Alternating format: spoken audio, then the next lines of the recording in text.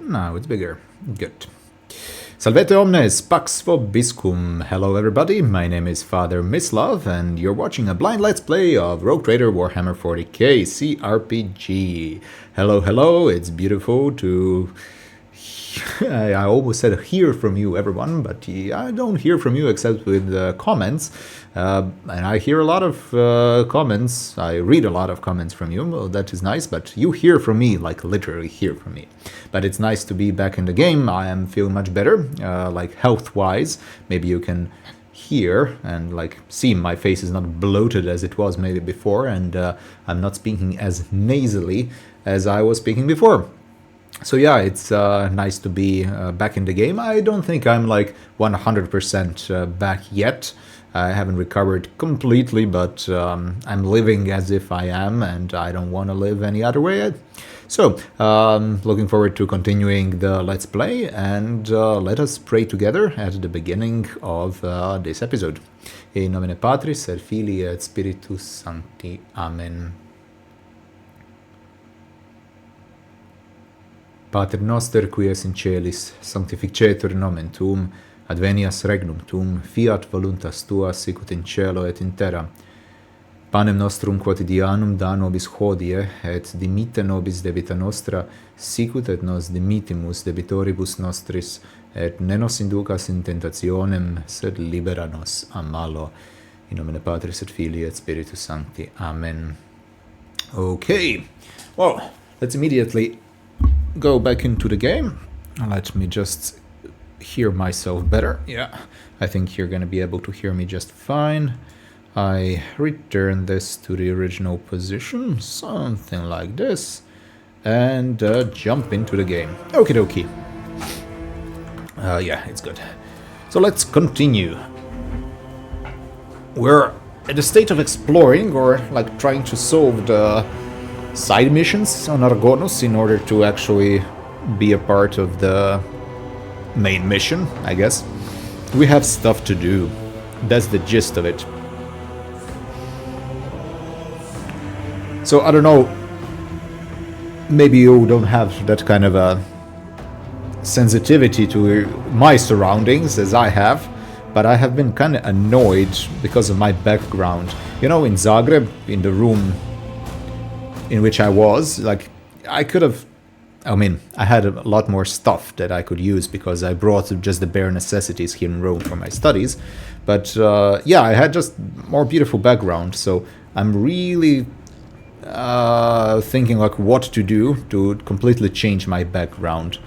I really have to do it because I don't like this. It's not visually appealing. Maybe like for this kind of videos where it's just let's play, I mostly show the game, so you don't care that much about my background, you just care about hearing my voice and seeing the actual game. But in other videos where I maybe do like some reactions, yeah, the background kind of matters, right? It matters to me when I watch other videos, so I think it matters to everyone then. So I have Kibellah.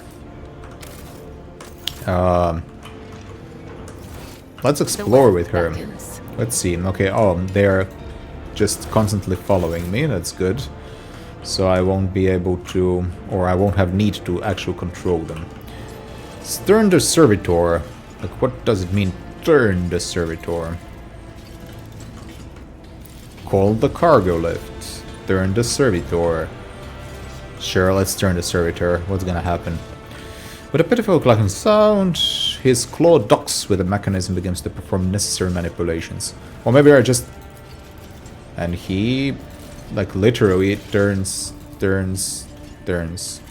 Wow. My visions showed this path. So he was, like, not doing anything. You actually have to turn him towards the machine in order for him to be productive, right? Yeah, I guess so. Okay, funny. I mean, it's not funny. Servitors are not funny. It's just sad, but how game kinda put it into this arrangement, that's kind of funny. Flaming Voice and Steel Mistress, yeah. It's funny names they took. Okay. Follow the threads. Follow the threads. She likes to follow the threads. Stain. Stain. Hello, Stain. Long time no see, Spindle. Tell me, what does silence taste like? Are they using a secret code? That's the voice, the interior voice of my character, right? She's thinking about, without flaming voice, he would never speak to me. He would never even speak to me. Yeah. Everybody knows silence doesn't taste like anything. If you want to earn rations, you better start dealing in words. He speaks casually, but his voice is slimy and slippery. His eyes are as dirty as an oil-stained garment. The impudence in his gaze and words when he turns them to us. He's unclean, and he knows it. He is unrepentant. That's a funny look, Heinrich. And you have a funny-looking company. Are you here to sell or to buy? And before you answer, remember the first rule. Every word has a price. Oh, so he is a dealer in information. We understand. Okay. The still mistress asks, are we bargaining for information with this lowlife now? It is the duty of every serf to aid the rogue trader and his associates freely and willingly. Come on. Oh boy, here it comes. Who's that with you? An enforcer and a spinner? Do you want me dead? If anyone sees me talking to you, they'll snap my neck. So off you go. The peddler of words is trembling in fear for his life. I must extract answers from him. But by what means? So we have... It's kind of clear what we're gonna choose, but let's just see what it is. By persuasion, by coercion, or by medicam. Oh no, the quelling stimulant on the Nebo's tip will loosen Stain's tongue. It's like the truth serum. Like pinch him with a needle. Okay, that's not torture though. The quelling stimulant on the Needle's tip. I guess. Is it? Am I like just bad with English and misunderstanding this? I don't want to torture him. I mean, Kibellah might do that. It's in her kind of nature. And this is not Paulus actually. Paulus is just observing. So I could in theory play different. But still my moral leanings don't allow me to play any other character any other way as well. If I have a choice in that. So, okay, I don't think this is torture. I'm gonna choose that. What is this feeling? So calm. Fine, ask what you want, but don't leave. My reputation cost me a lot of blood. And I didn't earn it to have trampled into dust because you people happened to stop by.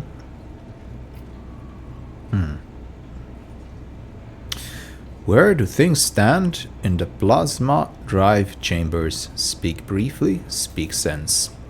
There is a bunch of workers in the far corner who now gather between every ship, whispering to each other. They don't invite me. They say I talk too much. Well, if they're scared of my tongue, that means they have something to hide.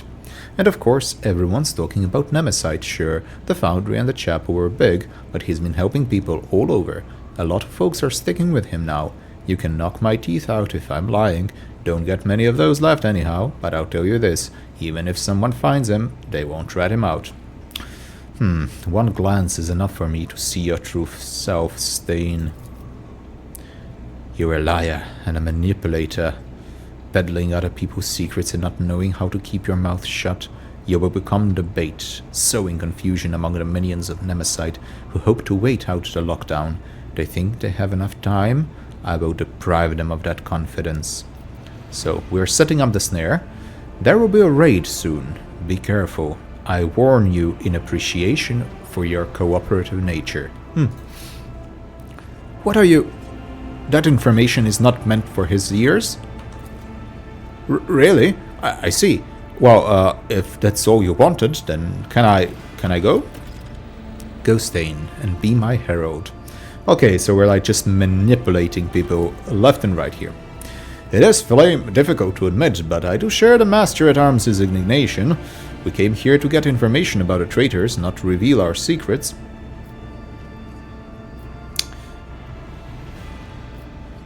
When the renegades hear of the coming retribution, it will make them nervous, prone to mistakes, likely to give themselves away. But for them to take the bait, it must be compelling. Ah, yes. I see. Okay, so she understands what we are doing.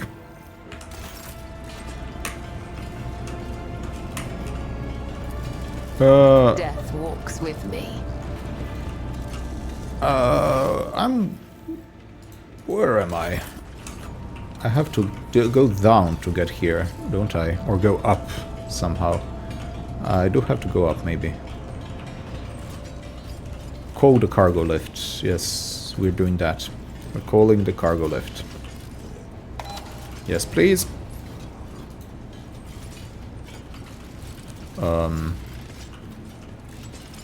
Oh, it's here? Another step, another thread. Is that the cargo lift? No. No, that's not the cargo lift. Where is the cargo lift?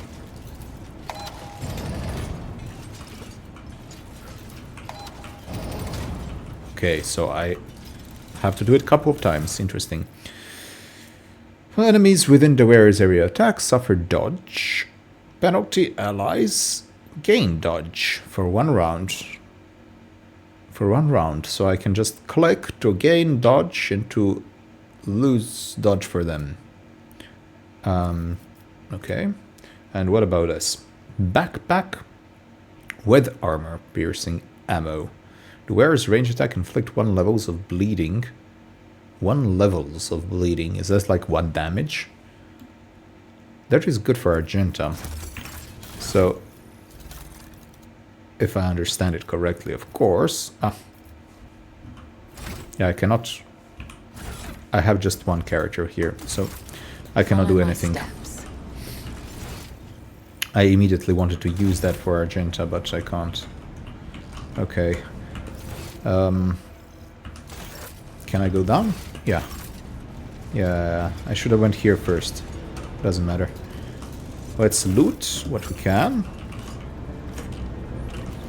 As always, for my own ship. Smiles on us. An ill omen. Okay, it was not a trap, just hidden goods. Not hidden goods over here. Collect all. Good. So I guess it's important for us to come here. This conversation is important. Grey hands, anvil, and spring. Hello, guys. Can I speak with you? I can't. Hammer. Become a shadow. Oh. That's what's important. Before that, exploration, because, you know, don't want to miss any loot, I guess. Okay, it's impossible to go anywhere from this position. Okay, so, forget what I said. Become the shadow. Let's merge. So, the lake people have huddled together like a herd being chased by predators. Faded gazes, bent backs, and crimson kisses of batons on their bodies. That's a fun expression. I mean, it's very poetic. And yet, shadows of smiles touch their dirty burnt lips as a strange pair, like a hammer and anvil, send sparks into the air with their words. What are those two talking about? Hammer and anvil. Hammer. And then the lever smacked you right in the kisser. Ha!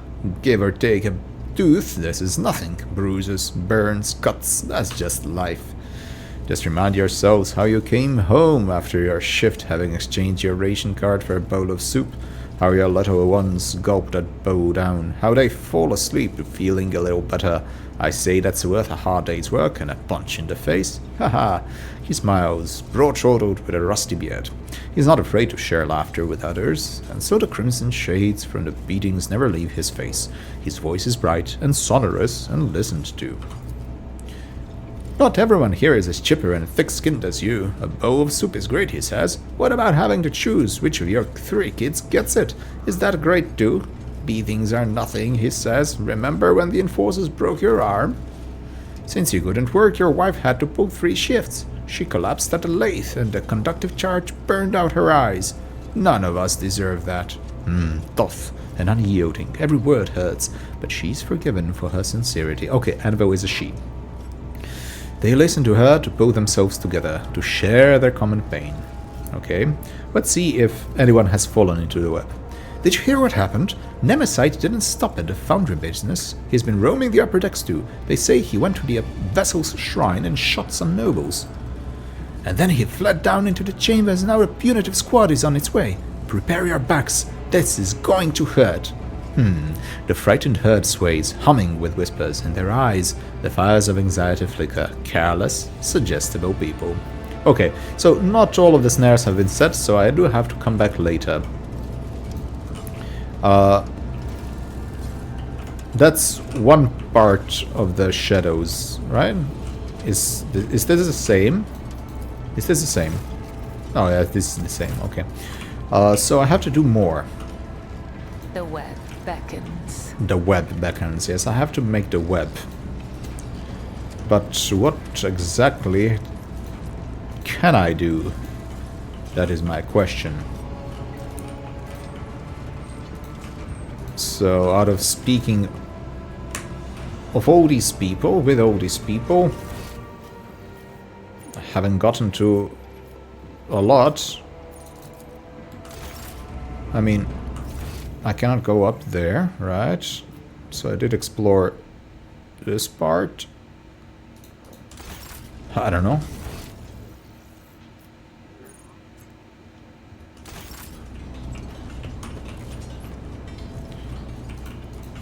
I'm missing something. My visions showed this path. Your visions show this path, but my visions are showing anything. And since you're lacking my vision, Kibellah, it seems like you're lost. Without me, you're lost. You need my guidance, and I have no idea what to do, so I can just start from the beginning. Start from the very beginning. Whip. Okay, that's it. An old burn spreads across her body in a scarred blotch, a look of contempt. Heavy baton, covered in blood and symbolizing boundless power. Like a fierce leather whip, she lashes with both her hand and her gaze. Okay, so she's enforcer here.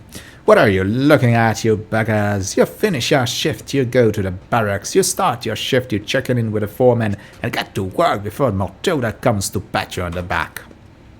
And Matilda, I presume? Is that wonderful, not at all intimidating baton on your belt? I guess our disguise is working, but I would rather not spend the next few watches in the med bay because of a misunderstanding. His breathing has quickened. Flaming voice always makes jests when he is nervous or irritated. Do enforcers infuriate him? Infernus, Master? Master at Arms? Apologies for not recognizing you, ma'am. Jodierda. We are conducting an inquest. Answer the spinner's questions. I hope your report will be useful. What can your scars reveal? Nothing is unimportant. Let's try the awareness.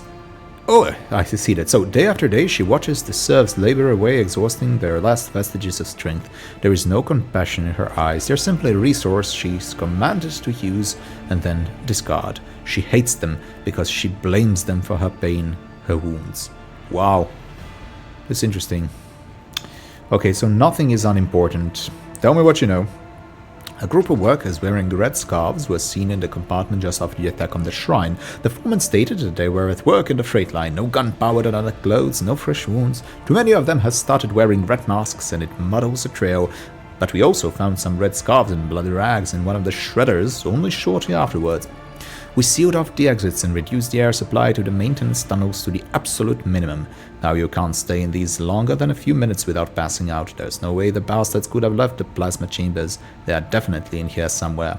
Like snakes, the servants of Nemesis have shed their skin. The red scarf is just a distraction. Let the enforcers converse. I will keep an eye on those around us. So the workers hide their eyes, but I can hear the murmurs echoing through the bay. There is an important rage in their hearts directed at Whip, for she is the embodiment of the very order they despise. But why do they not realize that the enforcer is a shield as much as a lash? Some of the people I escorted to the other side looked at me the same way.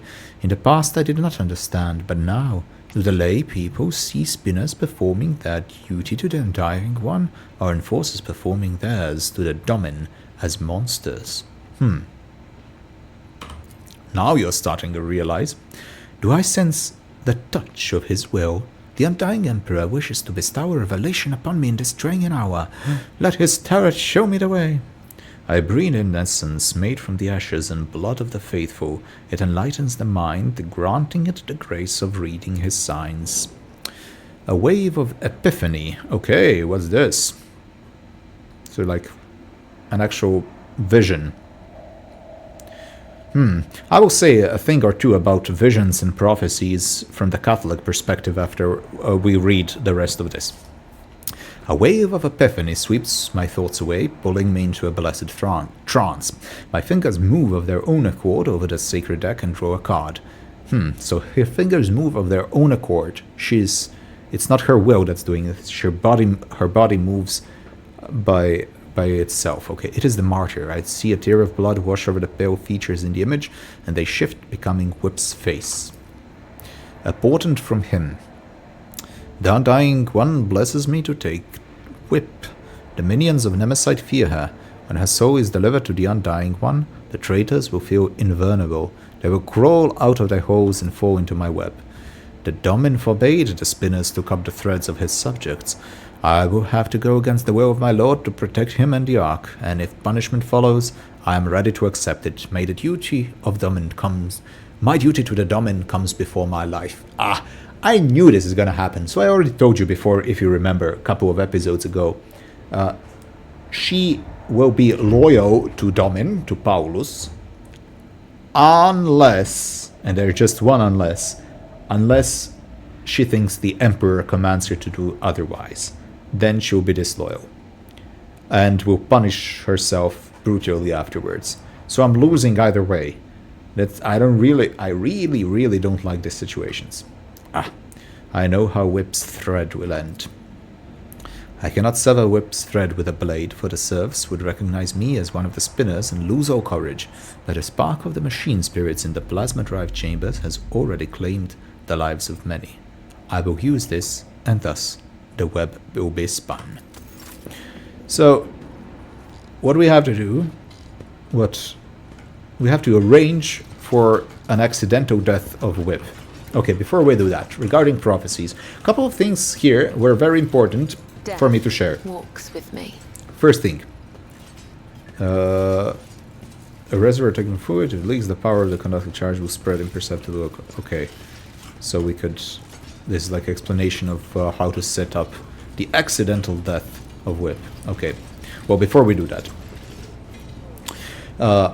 the first thing, what was happening with her, like, she automatically was moving without her will, as if someone was possessing her. That's not the way how God ever functions.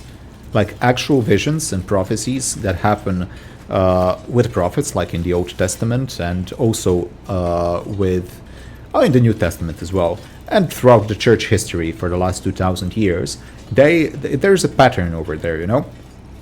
And we can distinguish from specific influences on the spiritual level, which come from something that's truly supernatural, which means God, something that is above nature as such, or from a different type of a nature, okay, angelic or demonic. But specifically here, I want to distinguish, like, what is demonic influence and what is the influence comes from grace, from God. Whenever something goes against your will, or you're completely surrendering your will, that you don't have any control in doing anything, that's not God. That's not God working in you. That's demonic. So the type of automatic writing that has been recorded, like historical recorded by many people, like during a trance, someone writes something without actually wanting to write it, but the hand just moves by itself. So God never works in that kind of way. Bible was not written in that kind of a way. The mystery of God's actions in us is that He wants to use our free will, of course, but He wants to leave it still free. Okay, so He uses us as an instrument without taking away our freedom. And only God can do that. Only God. So the scriptures, the different books of the Old and New Testament were written in that kind of way. So we can always notice something of the writer, of the human writer inside, but also it's far too deep and far too perfectly connected and penetrating the mystery of who God is, that it's impossible for the writer by himself completely, without a divine aid, without the aid of Holy Spirit, to have written that. So God is the primary author, but also a person is completely an author of that as well. God is the first cause, a person is the second cause. A person is an instrumental cause, but he also puts he puts himself inside of the writing as well. It's very important to distinguish. Regarding the visions, God does sometimes, if it's necessary, impart specific visions or prophecies to people. It's never for the betterment of an individual. It's never like for the sanctification of me, myself, if I have a vision. It's for the benefit of the church. It's for benefit of other people is why I get a vision. I'm not going to become a better person if I get a vision. Okay, that's very important. So I'm not special if I have visions. Actually, there has been a large amount of people who just became, I don't know, proud and vain and wanted to use that for own personal gain if they had some kind of a special gifts from God. In Latin we call that gratia gratis date, like freely given graces. Okay, but those graces are specifically for the betterment of others. So there are some elements within this game which can be related to, you know, actual visions, but also at the same time we have to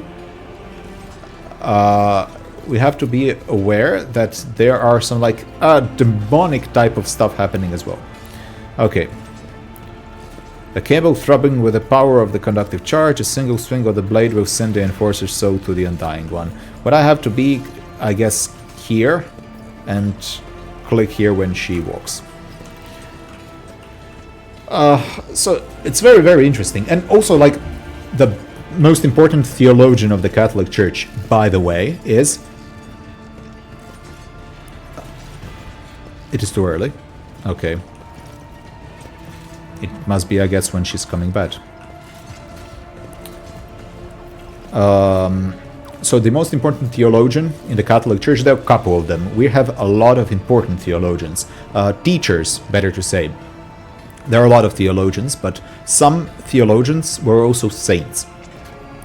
Actually, some saints were more than just those who lived a really holy and moral life, but also left us with very important things, writings, which can benefit our faith, which can benefit our growth in love and knowledge of God. We call them doctors of the church. And there has been 38 doctors of the church that were... Is it good now? Click. Come on. Come on, what's happening?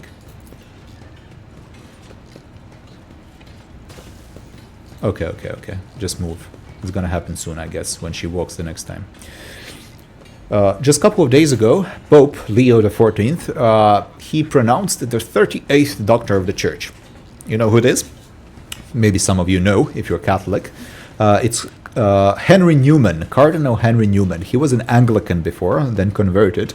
And he wrote a lot, and he was very much a man of his age. So did it happen? Oh, here? What happened? Shouldn't she have like walked over here and then died? This is just weird. Okay. So they're wondering. Just like that, she's gone. Damn it. Meanwhile, the spinners were passing. I don't know. Well, Red Emperor ordered you to kill her. Okay, so they understand. They know that Kibellah did it. Well, I guess they're following her constantly. Shock Biden. Sure, let's collect it. Anyhow, can I turn it off? It seems kind of important to be turned off. I don't want to walk on it. Let's go around. Let's go here. Yeah. So, yeah, just a couple of days ago, on All Saints' Day, the Pope pronounced the 38th doctor of the Church. Doctor means teacher, okay, from the Latin. Doctor is not someone who has like PhD, someone who has written a lot of complicated theological works. Doctor means a teacher. We have some doctors of the Church who have truly written a lot of incredible academic works. Some of them are very complicated and you have to slowly immerse yourself in them to understand them, and then they're incredibly rich. But some are very simple, like Saint Therese of Lisieux. So she died when she was 24. She's truly a beloved saint of a lot of people throughout the whole world. And she was not a theologian. She wrote in a very, very simple manner, explaining her life, and like an autobiography, which is maybe the most important work that she has written, because of which she has been proclaimed the Doctor of the Church, where she explains her relationship and growth in her relationship with Jesus in such a simple manner, but incredibly insightful, truly a work of the saint. So yeah, okay, before I continue with Doctors of the Church, that was part 1, let us become a shadow and see what's happening. So now there will be some changes because of the enforcer, who unfortunately perished. So the lay people are huddled together in a pile of sweltering bodies, filthy and battered by the enforcer's batons, reeking of sweat and disease. Their hearts pump blood faster and faster through the bulging veins as two of them send red-hot sparks into the air with their words like a hammer and anvil. Your plan appears to have worked, Spinner. The owl itself is charged with something, and it is not the conductive charge. The serves, they are stirring. Interesting. Listen to the rapid beating of hearts. The lay people are frightened, angry. They feel the impunity that sprouted like a weed upon Whip's demise. They feel the threat crushing them from the upper decks, both imminent and inevitable. So they know the raid's gonna come, and now the enforcer is dead, so they're afraid even more. So what Anvil and Hammer are talking about? The communists, I can hear the whispers, insidious and deafening. No longer do they laugh with the others. No longer do they pretend. The enforcer is dead, and punishers from the upper deck will soon follow Nemesad's trail. This is our chance. We need to act. This is it. I can sense the prey is close. They have little fear of giving themselves away anymore. They need a spark to ignite the flames, something that will convince Nemesid's followers that they are strong, and that Dominus' servants are diminished. Wait for the right moment, and then light the spark. They tell us this is how it's meant to be. Just because they were born in the upper decks and we down below in the darkness. Is it really the God Emperor's will that they grow fat on the fruits of our labors? Revel in luxury while we'll die without water or medicine? We are the proletariat and they are the bourgeois. We need to rebel. Oh no, I just added that part. It sounds a little bit communist, but I partly agree with them. The working conditions are absolutely atrocious, and I would like to change that, to be honest. I mean, come on, look at this. It's absolutely awful for most of them. So Hammer's voice trembles, and the lay people listen. Their hands clench into fists. No matter how hard you work, they will wring everything out of you and give you nothing. Who allowed this to happen? The rogue trader? His name be damned. A Grux on the throne, a tyrant throwing our bones into the furnace of his protectorate. So it's an open rebellion now. Shut your foul mouth, void dog. Flaming voice, no. It's too soon. I understand your anger, but you must temper it. What did you say about the Lord Captain? The one who gives you work, food, and shelter? You insolent deadbeats. I can see why you have gathered here, and I will not let you start another rebellion. Why are you reaching for your voxcaster? If you do not disperse, I will give the order to vent the plasma chambers. You have 5 seconds. 4. The tyrant's lackey? If you do this, you die with us, you madman. To protect the Lord Captain and the crew? I see you've never met an infernus before. Their faces are twisted with fear. Will they retreat? Would they flee? Would the hunt be thwarted? No! So...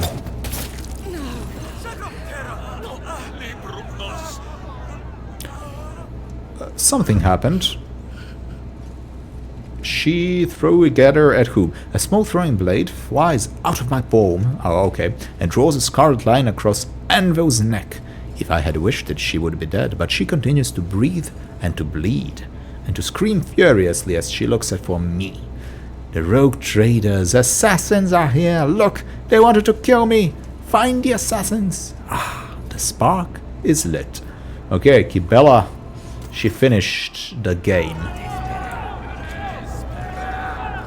And the rabble is roused. The lay people press in from all sides, pushing and shoving. Their faces are ablaze with terror and rage, and a violent energy boils through the massive bodies. This power will be difficult to contain. Frightened people are dangerous people. The hunt was meant to go differently, but such is the undying one's will. One voice rises above the others, the voice of a burly-bearded technomat, low as the roar of a furnace. Furnace smells of sweat and sacred unguents. Is not afraid, he merely pretends to be. Beneath the shudder of terror, I hear excitement. Ah, do we deserve to be executed, my brothers and sisters? Have we not labored with the sweat of our brow? Have we not perished from the outbursts of raging machine spirits? Why do they call us rebels? Why are we being punished?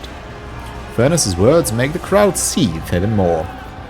Let's take a closer look at him. He's strong, heavy, enormous hands whose blows should be feared. A great belly that has become a symbol of his success. Oh, so he can eat, yeah. He does not starve, so those who follow him will not starve either. A powerful leader, recognized by the whole pack. Feel the flowing rage. The flame burns high, for there is strong fuel at its heart.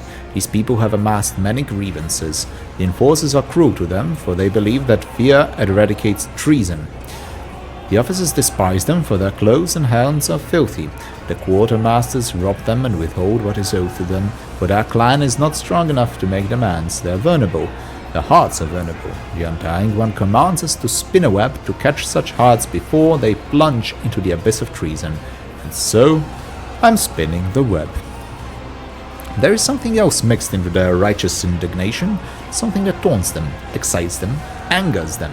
It is something foul, hovering in the air. Aberration. Interesting. Think about Domin Paulus, I guess. I turn my thoughts to him, for it is his people that are standing before me. What would he do, the one whose thread I anoint with my blood? Let's see. Which of you was it that dared call the Lord Captain's judgment unfair? Already you are rioters in everything but name, and then you ask why you have been shown no trust? You should be grateful having been blessed with both throw and injury. Who would you be without doing nothing but what? No. So definitely not free.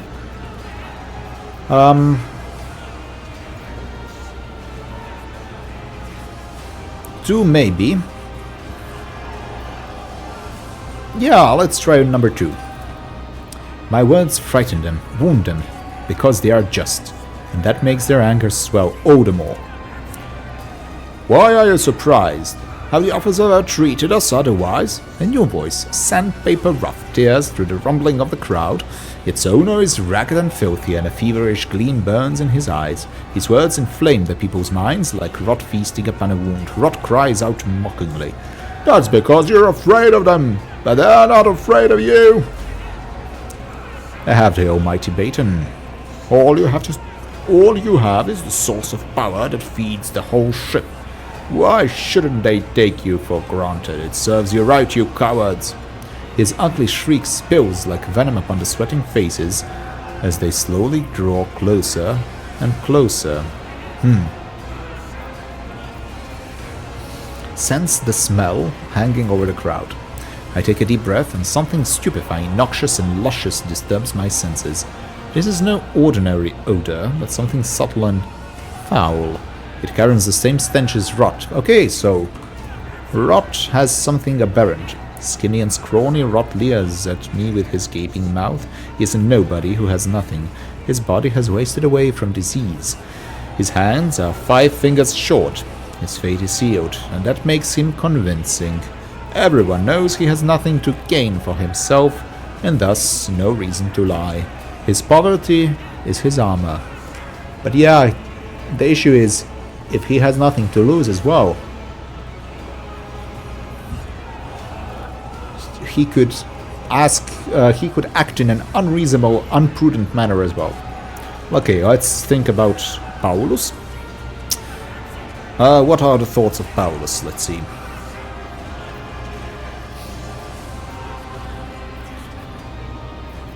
The Domin takes care of all, for such is his burden, but he cannot save everyone. True. He only cares about his flunkies. The bile spraying from Rot's mouth sizzles in the workers' minds like acid. It is burning them through. We will not commit rebellion, but we will not allow ourselves be slaughtered by villains either. The law and the Emperor are on our side. Oh, so that's a rapier, a new person. A young woman steps forth, slender and supple like a rapier. If they want to crush us with the fear of death, let them kill us. It will only prove our righteousness. The ringing call is a command, pressing itself into their hearts. The foul stench of sacrilege almost knocks me off my feet.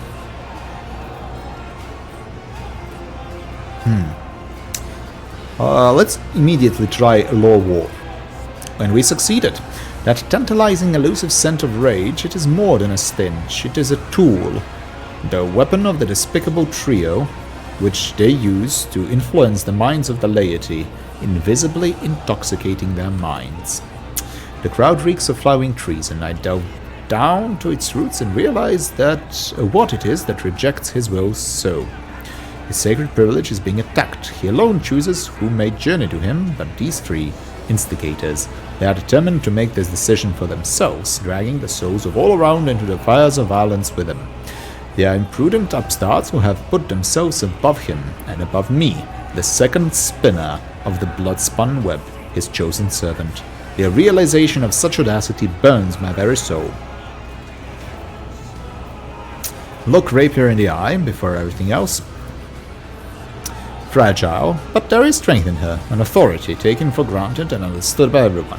She is clearly ready to command, with legions willing to die for such maidens, beautiful and resolute as they are. She carries no banner in her hand, for she herself is the banner. Interesting. Let's appeal to Domin loudest, but the noise around me drowns my own thoughts, stops me from focusing on his image.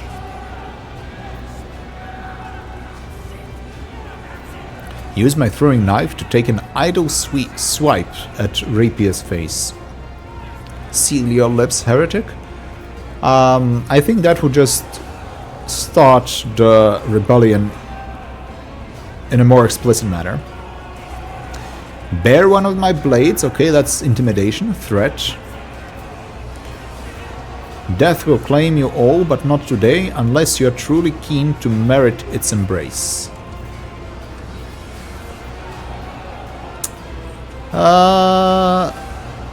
Let's try that. The crowd does not answer. They do not hear me. The sacred promise of death no longer moves them. They've fallen under the spell. Oh, bloody hell. They surround me, threatening, pointing fingers, cursing. They dare not strike, not yet, but already their enormous bulk presses down upon me as the smell of blood in the air grows thicker by the minute.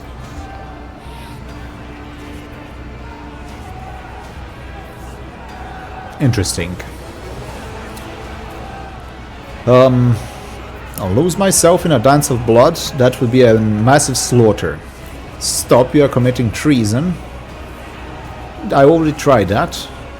Assist me, that's also pool of blood. Let's try to stand firm. They press harder. Breath is growing short. Bones are crunching.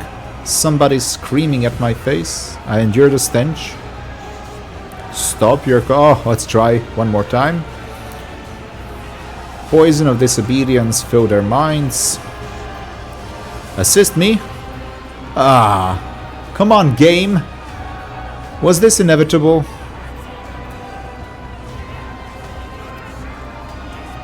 I look for those who volunteer to assist me, but they're nowhere to be found. And I can bear it no longer. The blades in my hands sing and blood streaks across the astonished faces. I am done speaking and exhorting, I merely dance on the thread that I have spun.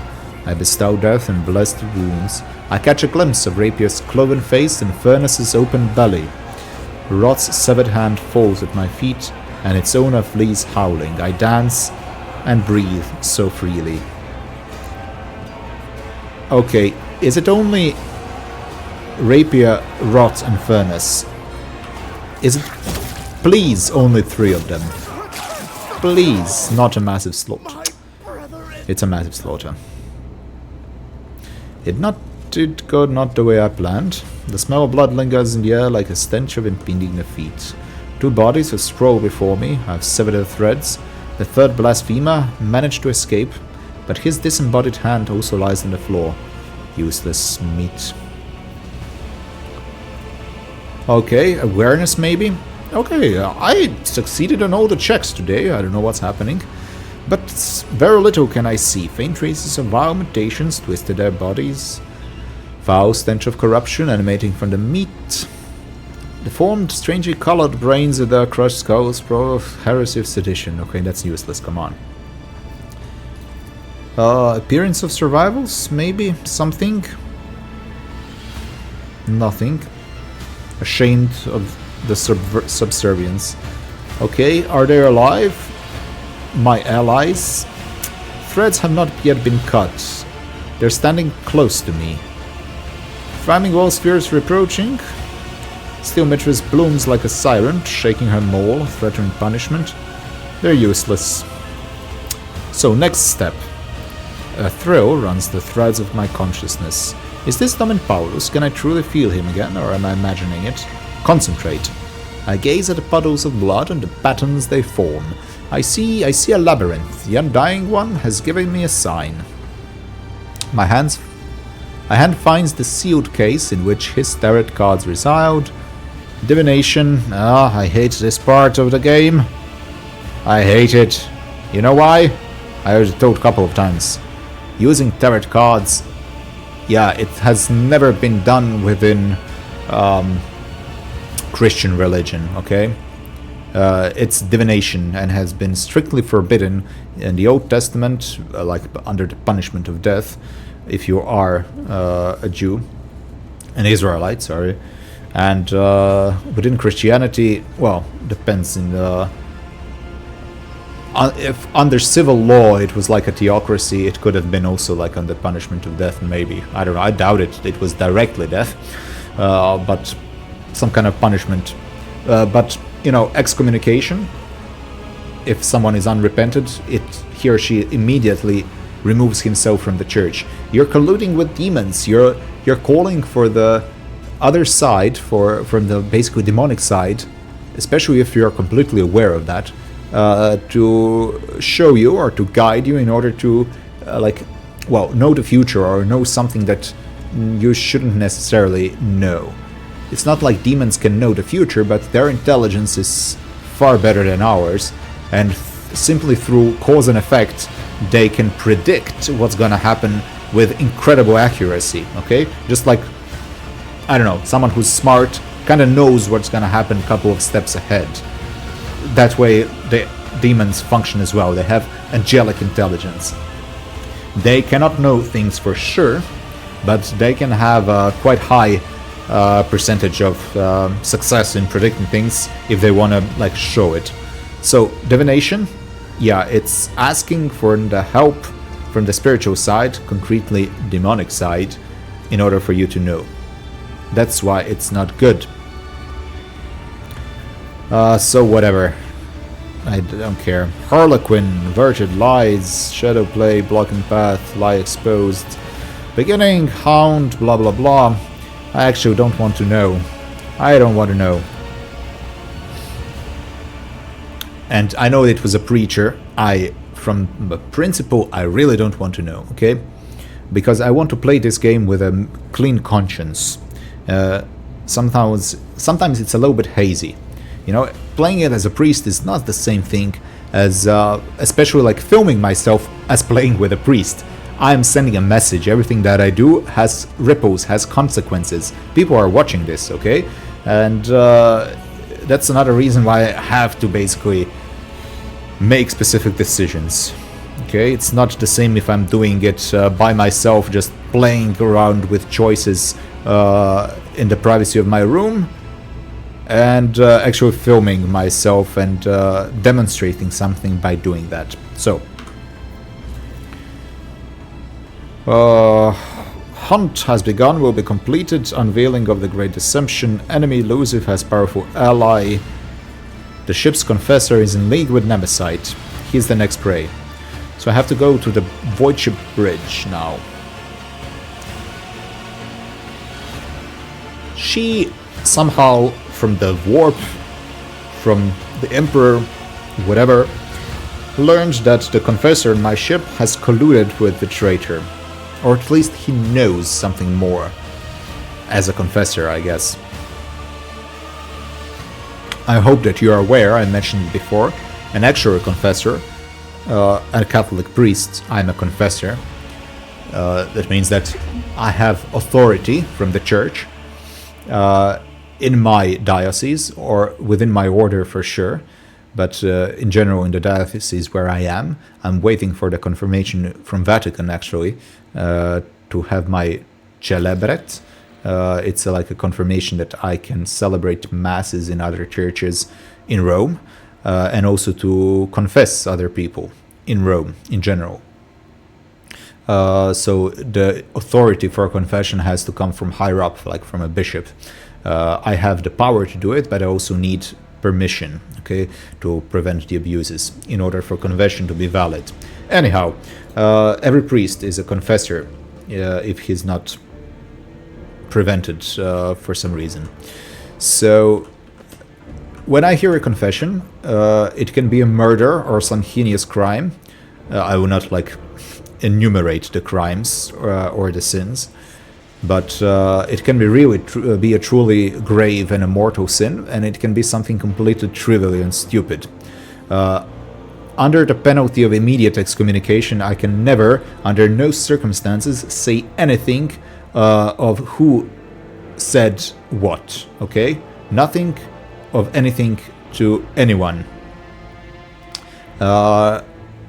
I and most other priests who are at least normal priests, Catholic priests, probably for the Orthodox as well, would sooner die, and that is something that we have to be prepared to do, sooner die than say even the smallest of sins to anybody who's asking it for us.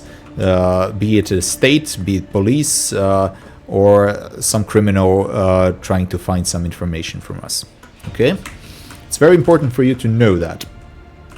For anyone to know that. That's why, basically, confession is so sacred, it's so holy. And people can feel secure.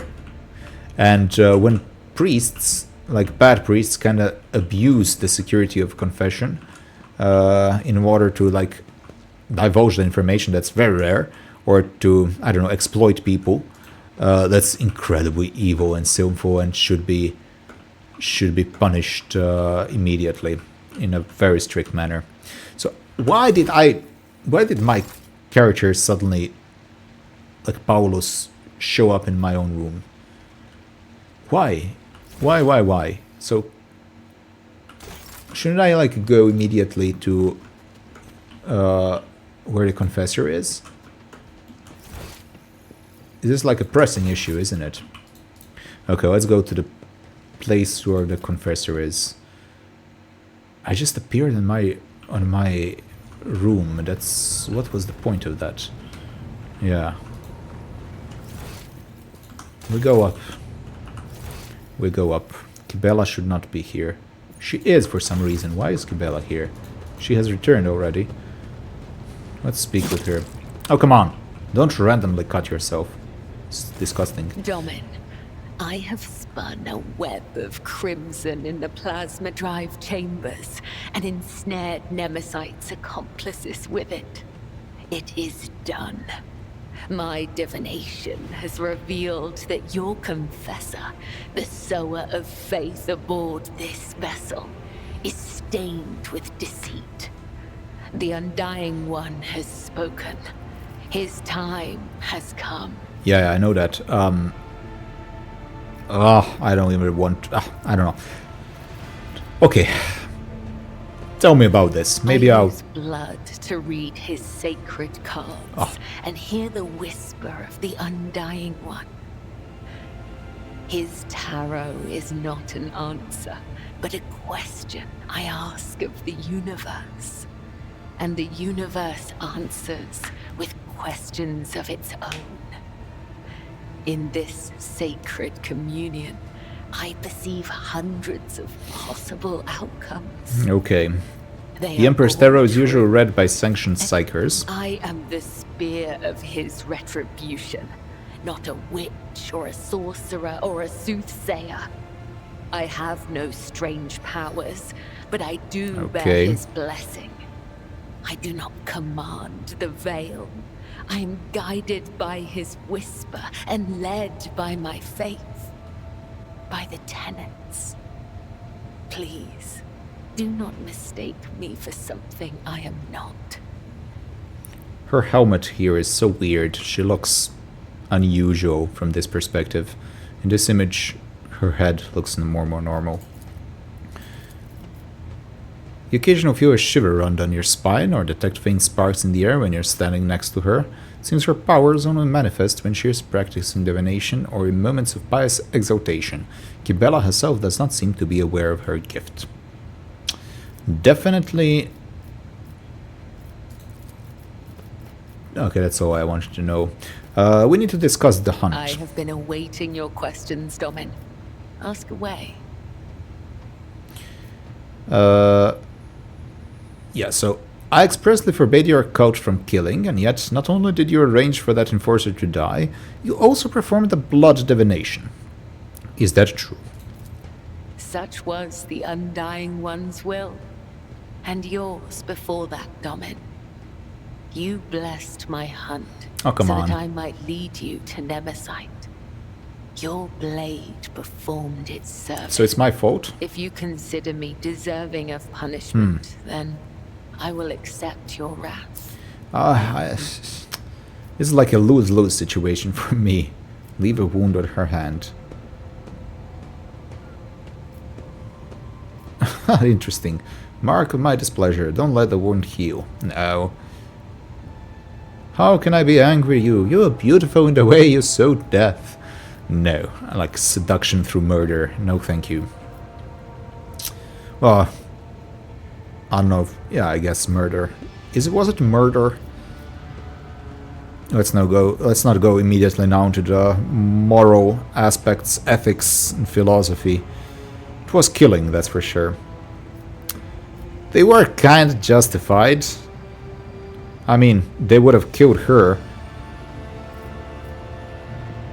You are to clean all the latrices on the officer's deck for the next dozen watches. Oh, come on. That's just very, very demeaning. But the truth is, the corporal punishment would be truffle to her. I mean, it's not gonna change anything. I know she's very loyal. I mean... Okay, I pardon you, please don't defy me. She said okay, but... Perhaps what you saw was induced Useless. by the ritual essence. Perhaps it was the Undying One's will that made you see. So she liked it. I Okay. too Are you know. satisfied? One of the false champion's lackeys has escaped. Okay.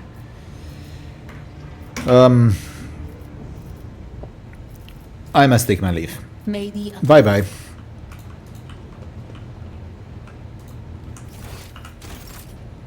Good. We're going to another compartment. Lord Captain, Freight Line.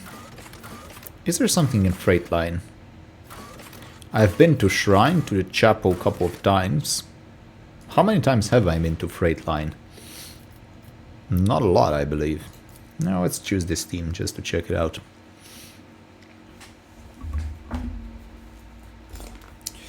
Let me just check the time. Yeah, I have a little bit more time.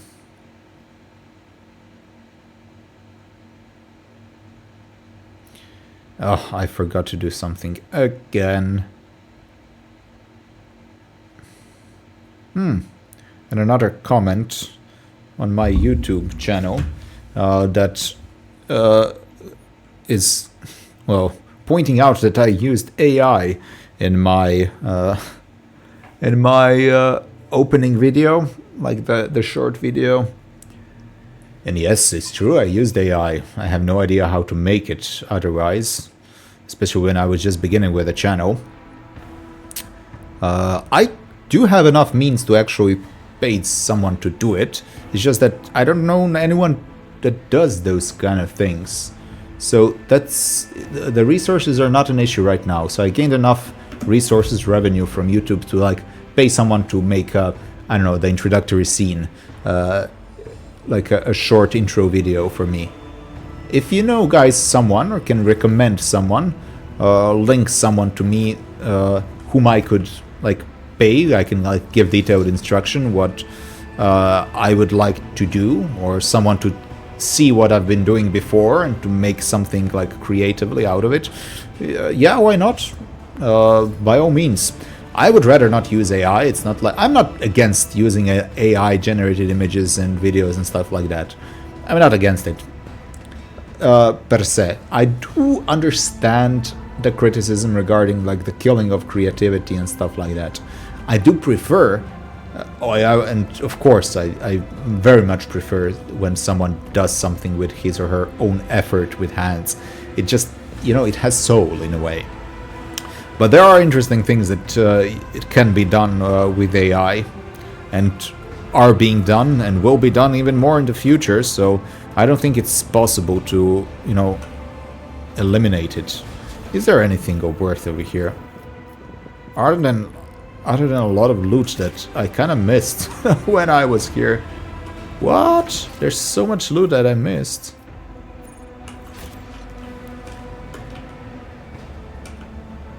Someone mentioned that I should like visit these kind of areas more often, but I don't think this area, yeah, I don't think this area has any worth.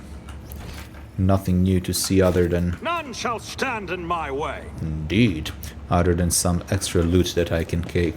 Let's go to another compartment, specifically to the chapel. Yeah, so from time to time, you guys, or I mean, some people just write comments like, AI, you're using AI, or just, I made a dislike on your video because of AI, stuff like that. Which is fine. You have a right to do that. That's okay.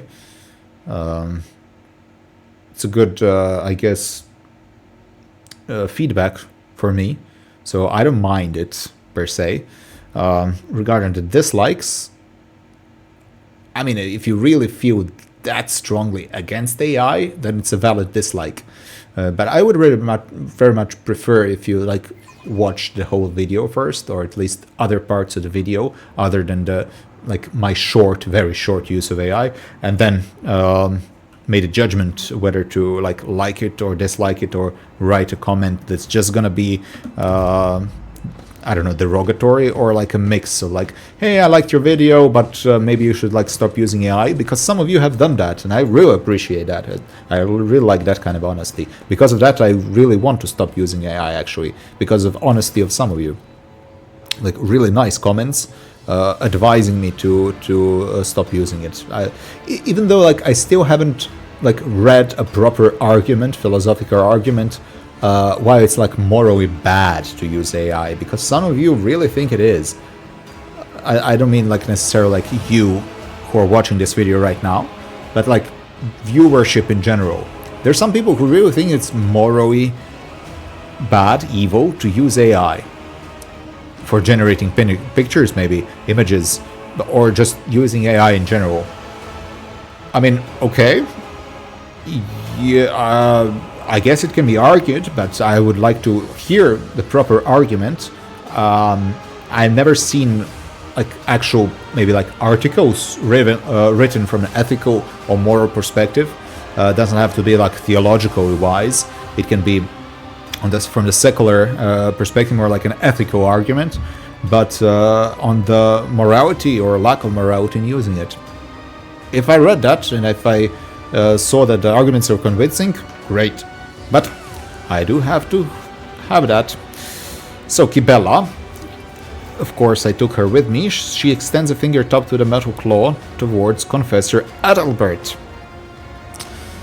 Divination has revealed that you stand beside the enemy Nemesite. Speak only the truth and the undying before Domin and the Emperor, or Undying One.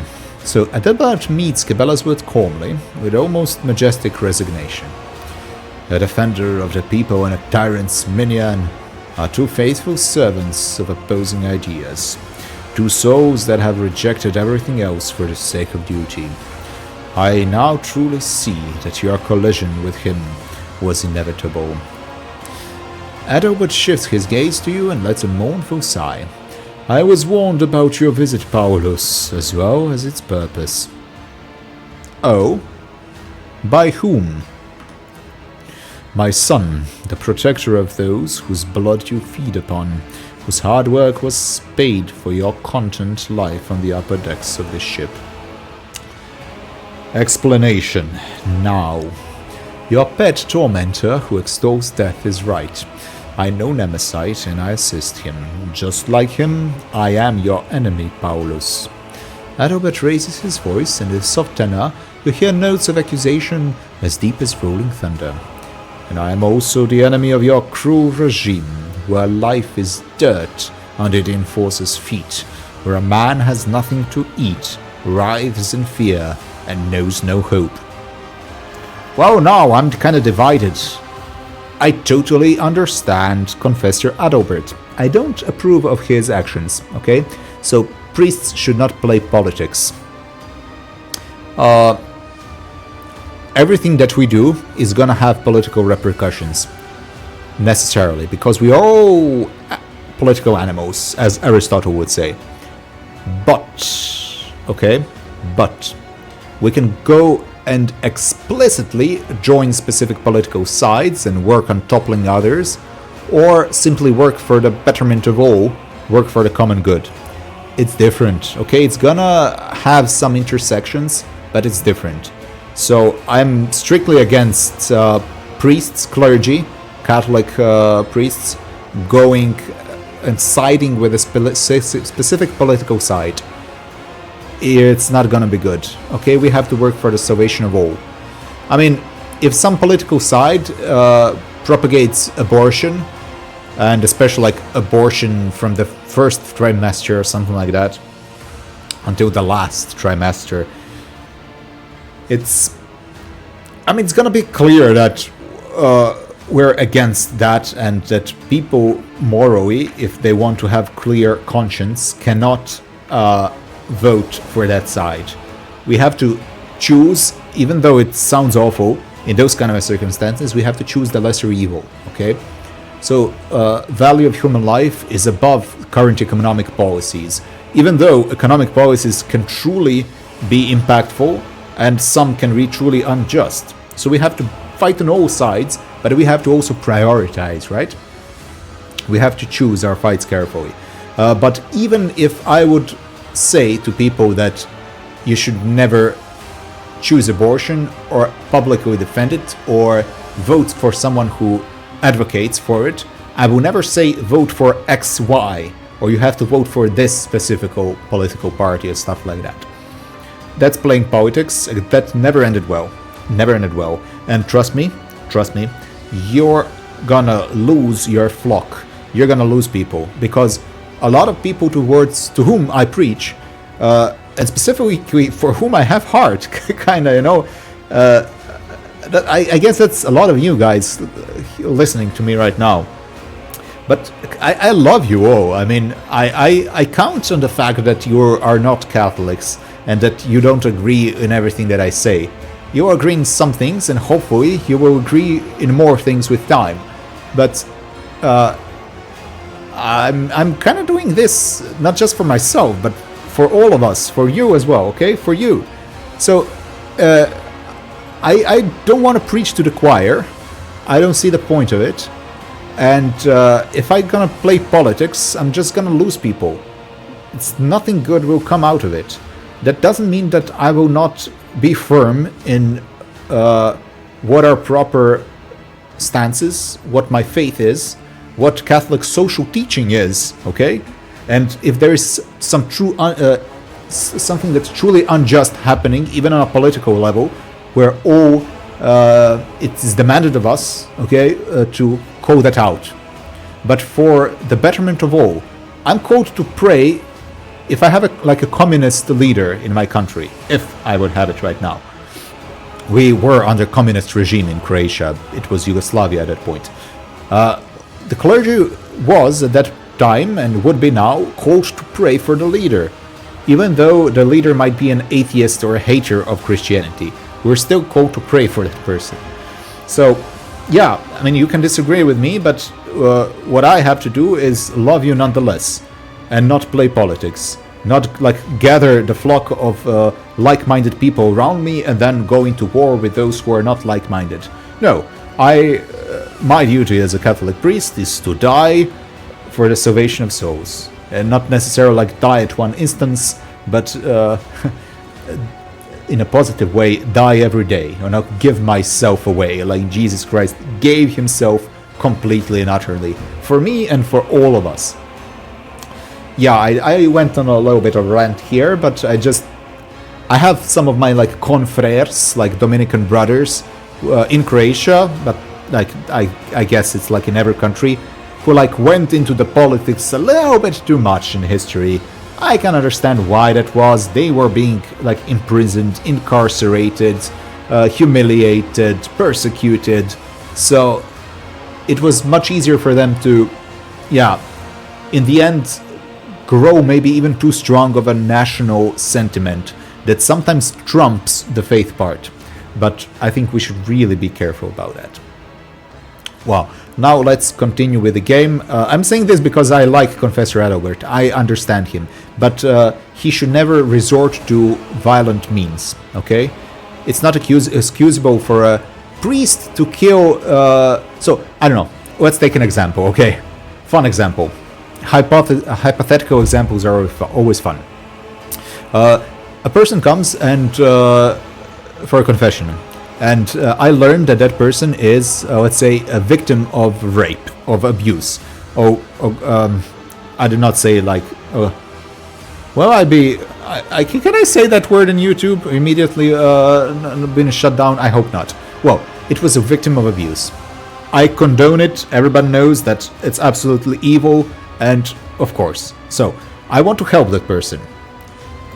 And I learn through confession who that person who did the heinous act is. Now, I cannot tell anyone. I cannot tell the police. Okay? What I can do is try to help that person who is a victim and find a secure shelter and try to find a way for that person to go to the police. It has to go that way. But I cannot do it, okay? Because that's a secret in the confessional. It would not be just for me to take a knife or a gun and to kill that person just because I think that he's too powerful for the police to do anything. Imagine like he's someone who is like, I don't know, part of Narcos or like the mafia, Italian mafia, Croatian mafia, whatever. So I don't think that police can do anything for that person, for him, let's say, and then I take justice into my hands. No! A priest must not do that. Anyone who does that is wrong. Okay? So it's not like it's not understandable. We can understand, we can even empathize up to a point with that. But we have to say what is just, what is right, what is wrong. Especially for a priest, because for us it's much, much more sensitive. So for us it would be a grave wrong, much worse thing than for someone who is just a normal, like lay person acting out of anger when hearing something very evil has been done to someone that they love. Okay, let's see. How is this gonna be fixed? So Jocasta, She clenches her fist until her knuckles crunch. You treasonous impostor! To think that I listened to your sermons and was anointed by your hand. You will choke on your words along with the teeth I'm about to knock out. Yeah, that hurts, like, he was a confessor, so she spilled her soul to him. And listened to him, and to feel betrayed by someone whom you admired, that's rough. Ah, that's really rough. Adalbert dignifies her with neither word nor a glance.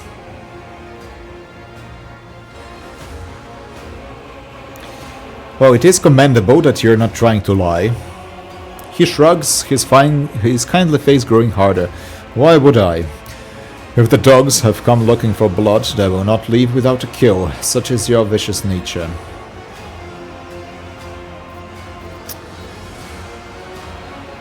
Well, I too desire a better life for my subject, but a path to that need not be violent. Let us make peace and change life on the ship together. Well, no. No. A rebellion is a strike against the Imperium. Repent, there is no first word, then the betrayal. Well, it's kind of true, but rebellion, when it's rebellion against God, that means to be deprived of a light. To rebel against, if we like equate Imperium with the Church, in a way, in some circumstances that could also be, yeah, deprivation of light, of his light, because God gives his life through the church, okay? Jesus established the church. It's how he wants us to receive grace, not like directly, but through some means. He took body, so he wants us to receive grace through his body, right? That's why we have sacraments, okay? And we have church in general, which is the administrator of the sacraments. That's the way how he wants us to receive him.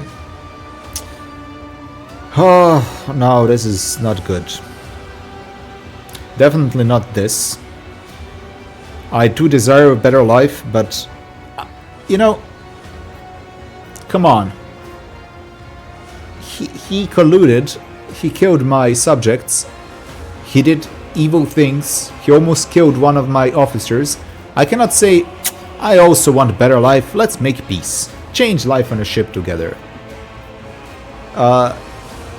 That's not just rational. Okay, let's try with number 1. I agreed for them, but they were unreliable. They could have compromised us. They had to die. But the death lies, no, that's not the fault of me and my enforcers. It's your death. Don't blame us. So, you're a heretic then? No. Heresy is what you and your fellow bloodsuckers believe in. The ecclesiarchy has turned faith into a whip to drive the powerless. The aristocracy has turned it into a shield to cover their transgressions, and the enforcers have turned it into a club with which to beat those who dare to raise their voice. Your faith is an instrument of lies and suppression, and I renounced it long ago. My faith promises salvation, not thraldom. So what is the difference then between his faith and my faith? When he says, my faith promises salvation. I mean, yes, Mislav Peček, father, Catholic priest, Dominican priest, my faith also promises salvation, not thraldom. I don't like when faith is used as an instrument of lies and suppression. I mean, in a true sense, faith cannot be used like if we completely see and understand what faith is. But faith can be presented in such a way to be a source of manipulation. Yes, that's true. That's true. I hate when people do that as well. So again, I feel him, you know? Argenticized flesh, betrayer of the faith. Your blasphemous words will perish with you. Yeah, so either 7 or 4. 5 or 6 are not good. Not in line what I would want to do. I guess I'll say I see. I doubt it. People like you only ever see what they want to see. Yeah, do you serve Nemesis or do you command him? I follow him as he once followed me. He is my son, if not by blood, then in spirit. I took him in as a willful child, and I fostered the best in him, a passion for justice, the indomitable flame of a fighter, and unyielding determination. I have been preparing him for years. You have raised a living instrument that serves a purpose without question. Ha! Interesting. Kibellah speaks cautiously, as if not entirely sure of her judgment. Does she see herself as that as well? Ha ha ha. Very interesting here. This dialogue is well put. Congratulations to the writers of the game. Such is this purpose, to be the hope to break the shackles, to end the centuries of torment that have passed. Oh, so Messiah complex. He wanted to create a Messiah, right? To end the centuries of torment that have passed aboard his ship, a great sacrifice for a great cause. He falls silent, looking at Kibellah expectantly. You should be familiar with his ways, except that instead of a sower of freedom, you were raised to be an executioner's sword. Any other lies? One last confession? Why not? He frowns and pulls back his collar, as if he were short of breath. I am not Adalbert. That was the name of an initiate from a clan of confessors who passed away from disease many years ago. I was born in squalor on the lower decks, and at the behest of He falters, as if he wanted to add something else. Huh. Interesting. And it was by the Emperor's command that I took Adalbert's place through deception, pretending to be him. The dead man had inherited much influence and many thrones from his clan, which hastened my successful rise through the ranks. But it was not for wealth and power that I did this. I expected a burden of hard work to empower the common people, to pave the way for liberation from oppression and justice, and my part is almost done. Kibellah whispers to you. I sense no lie in his voice so bearing, Domin Paulus. He feels and welcomes death with open arms. The moment favors us. We must learn more. He who betrays his oaths will not deliver Nemesis to us, but from his words we may divine knowledge of our enemy. How did your deception go unnoticed? You were not there for those years of pestilence. Confessors attended every deck and died in multitudes. New ministers were recruited in every port, at every station. Their names and faces blurred together, and we recognized our kin only by their robes. No one who knew Adalbert's true face survived that time. The Emperor saved me from being exposed. Interesting.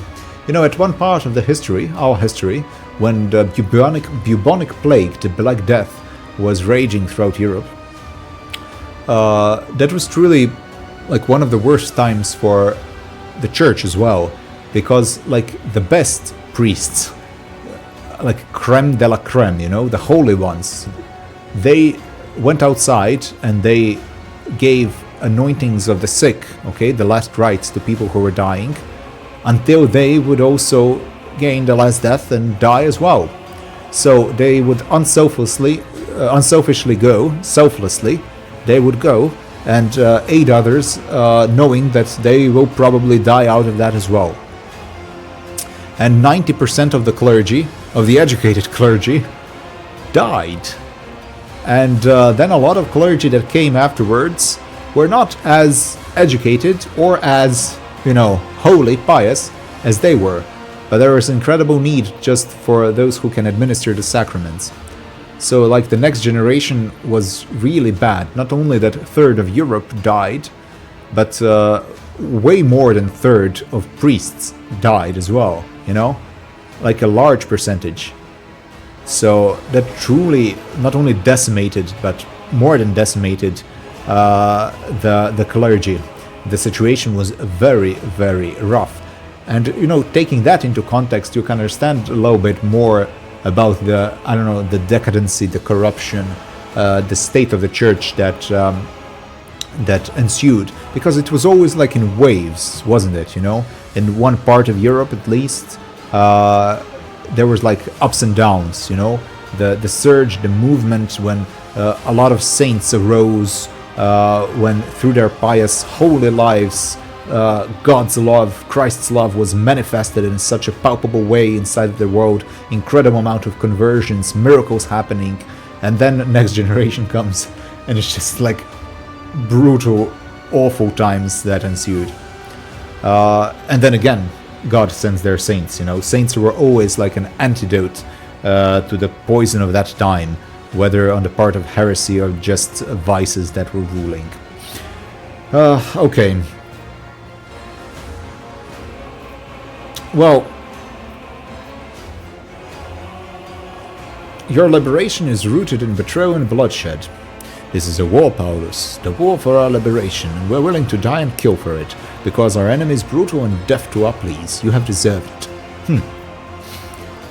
Interesting. So Jocasta reacts to his gesture with due suspicion, gripping her weapon, preparing to eliminate any threat. Yeah, I'm not afraid. So Nemesite is just a man. Good. Harder to kill a legend. The words of a tyrant inebriated with power and impunity. Nemesite is an idea, and you have the arrogance to believe you can kill an idea made flesh. It is better this way, so keep underestimating him. An idea made flesh. There's just one idea made flesh, and that is our Lord Jesus Christ. He is the first idea. He is the prime idea. He is the idea of God himself, that from eternity and inside eternity is, well, the terminology that we use in our theology is it's being born out of God, okay? He was never created, but in eternity he goes out of God. God thinks himself and loves himself, and Jesus Christ is the Logos, the Word, of God himself, that in which everything is known, while Holy Spirit is the love that proceeds out of that knowledge of Father towards the Son and Son towards the Father. He is also that in which everything is loved, God himself and us and all the creation. So idea made flesh, well, there has been only one idea made flesh. In a proper way. Even though, we also were ideas in God's mind from eternity. He wanted to create us, right? So, yeah, I guess all the creation, in a way, is idea made flesh. But only God can do that. In a fullest sense of the word, of course. We can use metaphors, analogy. It's fine. It's fine. Okay, so, are you hoping he'll say to you? No. We decided otherwise. I'm not worth him risking his life, so do not expect to capture him through me. My son has no attachments, for they would only make him weak. He will gladly sacrifice himself for his dream of liberty and equality, and I must do the same. So he's like from the French Revolution. Yeah? Fraternité, liberté. What was the first? Was it equality, equalite? I can't remember the famous French 3 slogans, which, in theory, sound nice, but yeah, the corruption that was behind that, incredible. I only grieve that, thanks to your efforts, I cannot be near my son and ease his burden. Attachment makes us weak. Her whisper is barely audible. You see her face grow more dismal still. You made a weapon out of him, just as he made a weapon out of you. Yeah, she understands.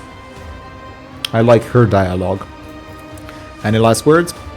The shackles will fall, and there will be nothing left out of your tyranny, nor of you. He speaks this without hatred. His voice is that of a martyr. I sentence you to death. You're responsible to countless people. I separate a family with the cruel. Despite your crimes, I'll keep you alive. Arrest him.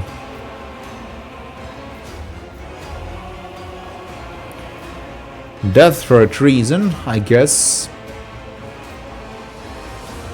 No, Kibellah is not the one to pass judgment, it is me. And if I have to choose death, that's on me. So Paulus has the burden of it. He is the ruler, the top ruler of the ship. And like Ned Stark, you know, in the Song of Ice and Fire, you know, if you're gonna pronounce a sentence, you have to do it. Don't be a coward. It's a heavy duty, and we must responsibly do that. So yeah, even though I'm speaking like as a priest, but I'm role-playing as a civil ruler here. So it is justified to do a death sentence in these kind of circumstances, right? But on my ship, I guess in my ship there is enough resources for me not to do the death sentence immediately. Right? Should I keep him alive? You know, my gut tells me to keep him alive, but you know, it's like a reason within the game tells me like, Impostor Adalbert, I sentence you to death for treason. Or you're responsible for deaths of countless people, the time has come for a reckoning. That's true, you know? That's true. And people around me will be expecting, like, why are you not acting according to our laws, in a way? So, what would be the first reason? Because he was responsible for a lot of deaths, countless people, that's awful. Or because it was a treason. Yeah, from my perspective, this is worse, you know? Let's do that. You seem to have mistaken my humility in the face of death for submission. It is not for you to decide my fate. I will make the choice myself. I will surrender my life in the fight for our future. I will die, but I will take you with me. He clicks his fingers, and the initiates who have been standing humbly around him in your direction turn their white robes. Okay. Initiates want to fight. For Nemesite brothers and sisters, for freedom. Ambush. They were waiting for us. Yeah. Oh. Bomb. Take a knee and bow before me. Repent or perish. Was this like a... What was this? Who was this? Who did they kill? It was like an escort. So, yeah, I cannot do anything. Start a battle, I guess. Okay, so he is always the first, and I like that. Rebel sharpshooter. Yo. Rebel fighter. Yeah, I could not see who he is. Why can I not see?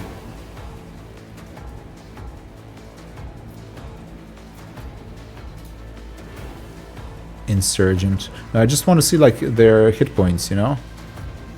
Rebel gunner, rebel fighter, insurgent. Okay, they have some hit points, like 87. Some of them like are gonna die very fast. Initiate Zeke. He is like that. Because I want to, you know, do as much. Yeah. Oh, let's do this. Not perfect, anyway. Should someone immediately go to initiate Zeke? So, first, we are not in a perfect position. So, I guess after Pascal, there are like 4 enemies. What I want to do is to have cover, efficiency, and dodge, right? I think that's the best. For whom? I cannot target everyone. But I can target most. Can I not? Yes. So the last 2, no, but I will for this ones. Okay. Backline. I will put backline. Is that Argenta over here? No, that's... Backline maybe for someone who's gonna move afterwards and then shoot. So backline would be... Where do I want to move my like Paulus? I do want to move him, by the way. Somewhere. Somewhere which is safer. This is a very, very bad situation. Complete surrounding. Completely surrounded. Yeah? It seems like here... No, sorry. It seems like here is almost like the safest place to be.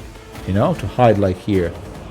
So if I would do something like that, it would actually make sense. Or this. Let's do that. Let's risk with like this. Yeah? It's kind of weird. I know. And frontline here. So, I definitely want to... Can I buff my guys anymore? Intimidation.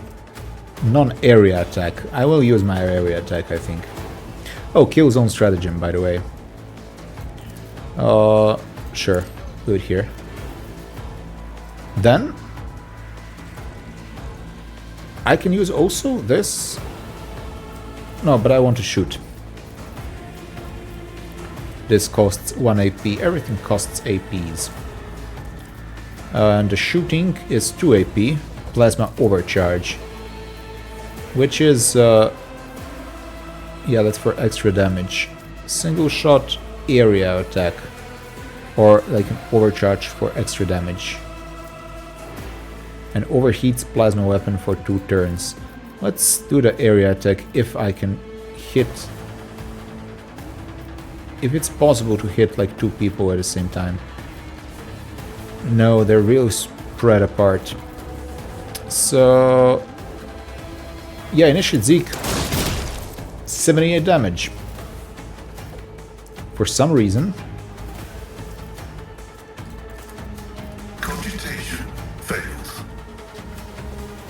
Exploit extrapolation. Okay. Rebel sharpshooter. Well, it's good. Who's next? Final wow. Wow. Okay. Okay. So I guess that this did make sense. Dodge. At least some people dodged. Now, Paulus is burning, is he not? Yes, he is. Before anything else, even though he's burning,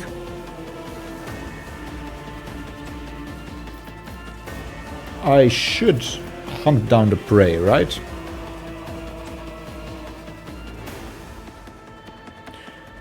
How much? 319? Did I omit that part before? So, if I go here, will I be able to shoot? Yes. Yes, please. Go there. And then expose weakness. Not a problem for me. Yes, please. Then, perfect spot. Yes. Then, should I do the counter bolt? Already done. I think so. And, analyze enemies. Let's first... No, if I shoot with this... Oh, I don't. I have a different weapon. So, how much damage would I be doing? 39, 35 to 39. And if I would take this, it would be way more damage. Way more. Dead-Eye shot is just 1 AP, while single shot is just 0 AP. So, what I cannot do the counter bolt with this. Really? But I can do counter bolt with this. No. No, okay. How did I miss that? I must have done something wrong. Or I already countered the bolt. Did I already counter bolt? Anyhow. I guess analyze enemies. And then a lot of damage. Nowhere to hide. And then more damage. Nothing? Yes. So look at that. Confessor Albert, out of 300 something health, is down to what?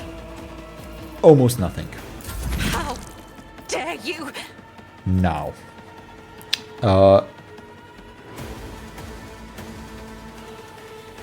I can finish him.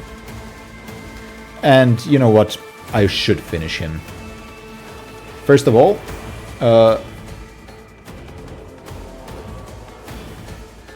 voice of command. All the officer's abilities can be applied to the target with the voice of command. Okay, I want for someone to stop burning. Who is that? Argenta is burning. Kibellah is burning. Kibellah is much stronger than... Battlefields are always drowned in So scarlet. that was possible, good. And what is the thing? Get better into fight. So I stopped the burning. I am a navigator, right? not a servitor. Yes, good. After that, I can press the advantage If you insist, Lord Captain. and do a lot of damage. How much would be the lidless stare? A lot. Who would be targeted with a lidless stare? Who would be not targeted but hit, impacted? Not all the way there. So Kibellah, unfortunately, and I don't want to do that to Kibellah. So yeah, we're just gonna be rid of him. Isn't this a... Yeah. So I guess my team is quite strong in specific circumstances, eh?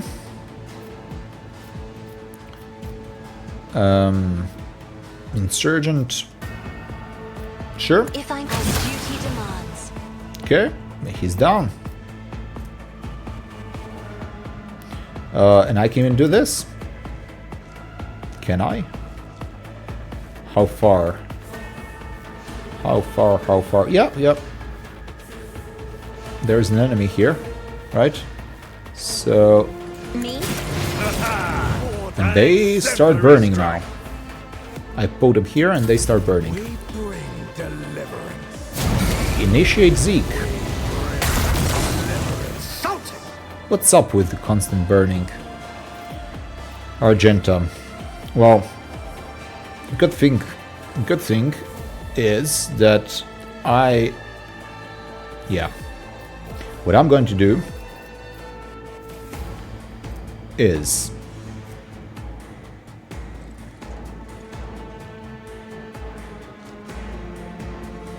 for every stack of versatility. How many stacks of versatility I have? 2, right? Stack 2. Yeah. But it would not be big of a difference, or would it? Burst fire? No, it would. So what I need to do is this, this, then the sister gains 30 zeal. Once per combat it's only, but yeah, actually, As the Emperor commands, I act. actually why not? And then if I come here and shoot with this, shot count 16, that's awesome. I should be able to hit a lot of them. A lot of them with a lot of damage. I don't need a controlled shot or anything like that. Maybe I can give myself some boosts or something? Nah. Do I have the heavy bolter? Yeah. Okay. Let's just... yeah, let's dish out punishment. I'll do it. Punish is a prayer. Okay, I knocked him down, I guess, but for some reason Initiate Zeke is still alive. I don't like that. On the next attack is -1. The soldier becomes winded. No. I have only one attack point left, so no. Come on! constantly burning my guys. It's not cool. Not cool at all. Kibellah, can you do something? You should be doing something. Death from above or something like that. You should do that, yes.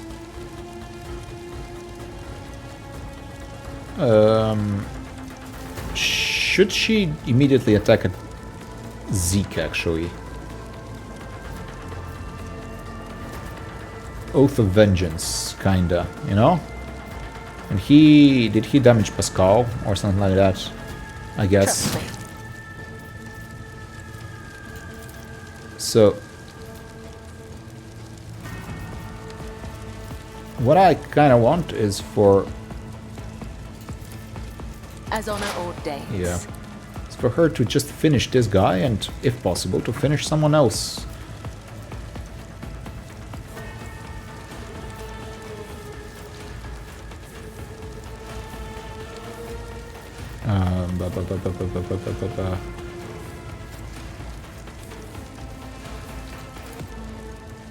Yeah,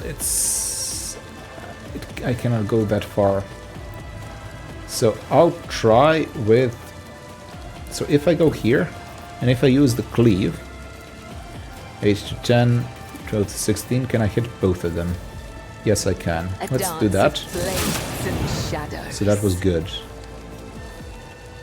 That was successful. Then I can do Blade Dance. Trust me. Why is this rebel fighter so resistant to my attacks? Anyhow, then I can do the Dance Macabre, and then I can jump and do nothing with the jump. Jump again, do something with a jump, and that's kinda all. Should I do another Dance Macabre? Yes, please. Oh no.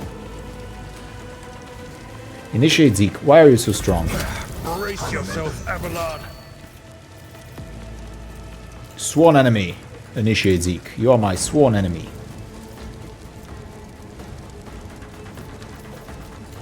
Can I hit you easily? No, not easily at all. Follow my lead?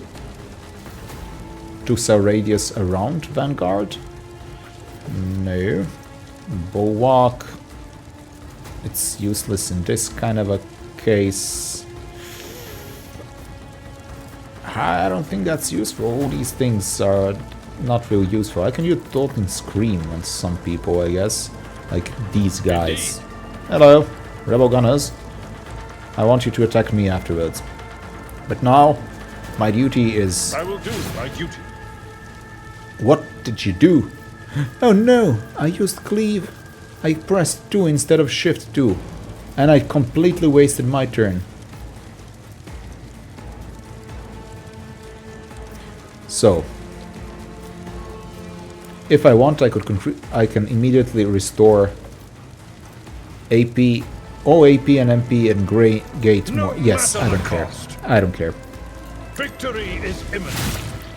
Yeah, I don't care. I just want to do so sweep, swing.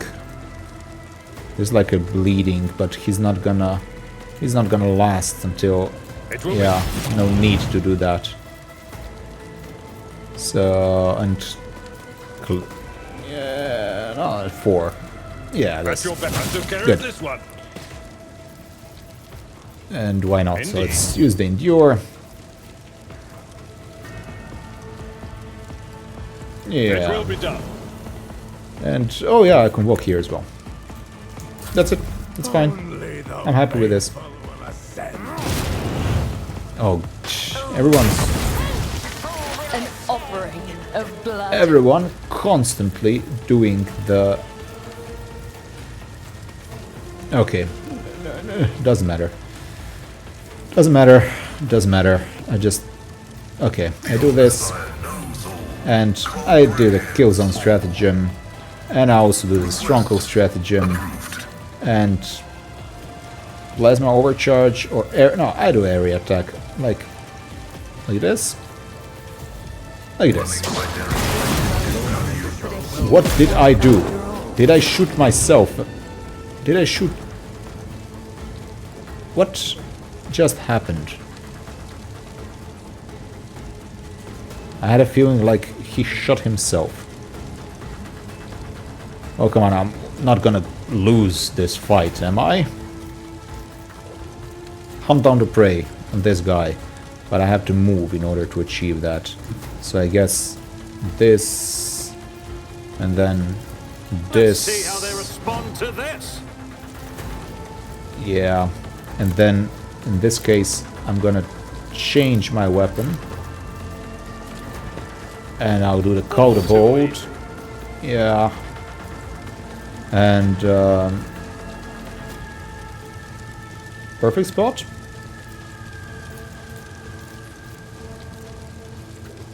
Yeah. Not a problem for me.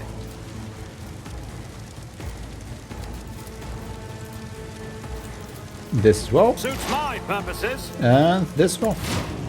And now it's a little bit better, I guess, yeah. 40-something chance. I did hunt down the prey on him, right? Yeah. So let's try. Okay. It was okay. Unfortunately, I'm out of attack points. Cassia. Wow. To be honest, I kind of hope Cassia can do something useful. So, if I do this, I'm not gonna be able to hit them. Yeah. Yeah. The issue is just the number of them, you know? So, I'm gonna stop burning for someone, maybe? Argenta? No. No, I don't care. Kibellah? I don't care that much.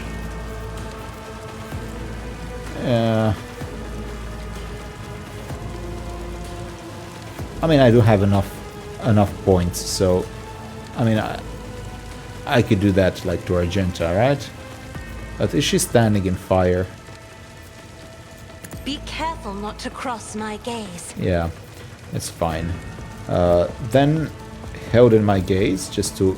Isn't this a job for the serfs? What? He survived? I did not think that he would survive. Okay, I will use this. I tried it on with grace, at Good. least. Now I will press the advantage and use this on someone else to finish another person. Someone like...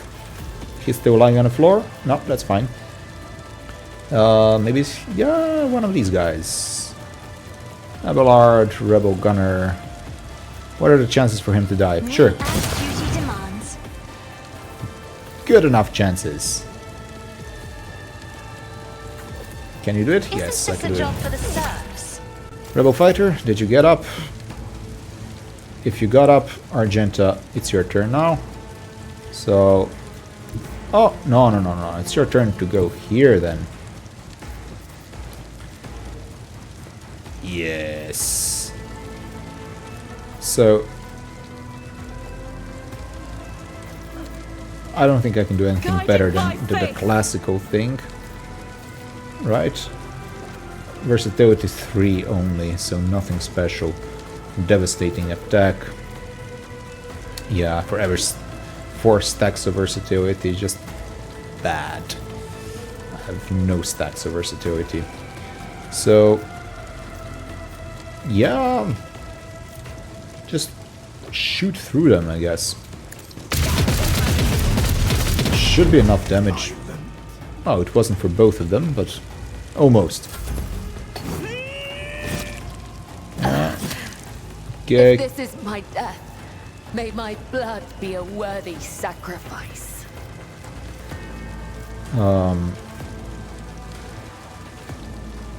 As honor ordains. So, if I can I even approach in a way to... I guess I cannot approach in a way to Death comes in silence. yeah, to hit how I wanted to. As the tenets demand. This one is specifically resilient for some reason. Rebel fighter is like proper tank, is it not? As honor ordains. Caused by the death is a blessing. Good. He's not a proper tank anymore. Nothing left of him. At your beck and call. So, yeah, I guess I should move first and then charge you. Victory is imminent. Oh, that was successful. More than I thought. And, can I even move here and attack? Is it possible to attack from here? Yes! It will be done. Oh, good. Okay.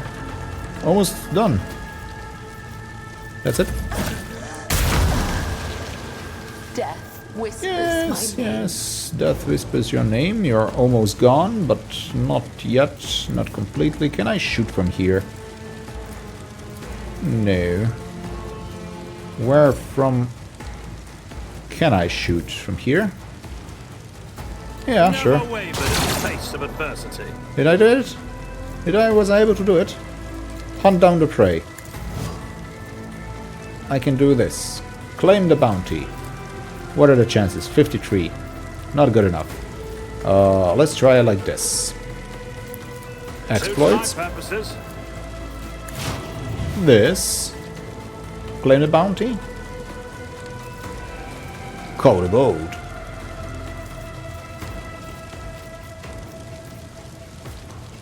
Wild Hunt. I mean, I'm not gonna use the Wild Hunt now. Let's just try it. Sure. Okay. Finally, even though I kinda was glad that finally a little bit of combat happened. Only Pascal fell out of my people, I guess. Oh, this is a worthy conclusion to today's adventure. The blade has no use. Okay, battle's over. Silence the thins. Flakes of ash were in the air. Okay. We now know much more about the enemy. Kibellah ponderously runs her fingers on the flat of the blade, about just how deep the poison of conspiracy runs through the veins of your ship, but the bloodspun web has wrapped itself around its base too tightly, and Nemesis can no longer hope to escape. Her ruminations are interrupted by furious hiss. Sauerbeck snarls a curse through her teeth and spits at Alberta's smoking remains. Her left arm hangs limp and her face is mangled by shrapnel. Lord Captain, we have a prisoner. She points her weapon at a man standing hunched over in pain. Permission to finish off the cur. Down with a tyrant! The blood-shouldered initiate, who calls himself Zeke, clutches a deep wound, glaring at you with hatred. I have questions for you. I doubt you'll like the answers. Were you serving Nemesis for a cause or simply for money? He promised us freedom. Where is his hideout of the Nemesis? Even the confessors didn't know where it is. He was afraid of spies, or of giving his son's secrets on the way under torture. You see, you can't get out to our champion. Are there any other senior officers helping you? Officers? There's no one else among them who's pure. They only care about power and gorging themselves on the scraps you throw them, or else they would have long since turned against you. Zeke can barely finish the sentence before he's beset by a torrent of gurgling corpse. And how many more of you mutineers are hiding on my ship? I want to know your names, I want to know where you meet, everything. The confessor said every compartment has people who fight for our cause. They promised to take me to the circle of our most devoted believers. Then I would know, but even then I would tell you nothing, not even under torture. Fine. You told me everything. So they were waiting for us, it was a trap. Yes, Lord Captain, Adalbert has been warned, yet he chose not to flee. Instead he stayed behind to set a trap for us. Did he really believe this madness would succeed? He did not want to survive, only his hope was to kill. Nemesis managed to turn his adopted father into a blade pointed squarely at Domin's throat, just as Adalbert himself had once turned Nemesis into a weapon. Neither of them feared death. That devious mind-twisting beast. I have been going through my predecessor's archive recently, and I may have an idea as to what manner of creature this Nemesis is. We are dealing with a Calamorph, a special variety of mutant filth in service of genetic cults. These creatures are made and raised to play the part of the people's leader, an inspiration for the mutinous rebel. A Calamorph's purpose is to sow disorder and to use the rebellion to eliminate the ruling elite, those who might be capable of opposing the Xenos. Interesting. Interesting. That was a mutant then. Now, let us decide what to do with Zeke. Do not kill him in vain. Those who follow the tenets of the web know that just as we serve death, so too does it serve us. Allow the death of this man to become an instrument in your hands, Domin Paulus. Pass off the traitor's body as that of a Nemesis. Instill fear in his supporters. The enemy will be forced to act to undo this deception, exposing himself in the process. Okay. I mean, I'm gonna ask you, even though I kinda know what that's gonna accomplish. All warriors fight for something else, be it fame, life, wealth, or their loved ones. Nemesis cares nothing for these things. He sacrifices his skin, scorns glory, and amasses no riches. I'm sure he would gladly give up his own life if necessary. Nemesis fights for an idea, and so that is where we must strike. Make his idea bleed, and he will be obliged to respond. And whoever is forced to react instead of acting dies. This kind of reminds me of V for Vendetta, you know? It's just like the Nemesis is the V guy who is like using an idea as a weapon, and we are like the tyrants trying to extinguish it. Funny. I pardon this deluded fool to show the rest that I'm not the monster.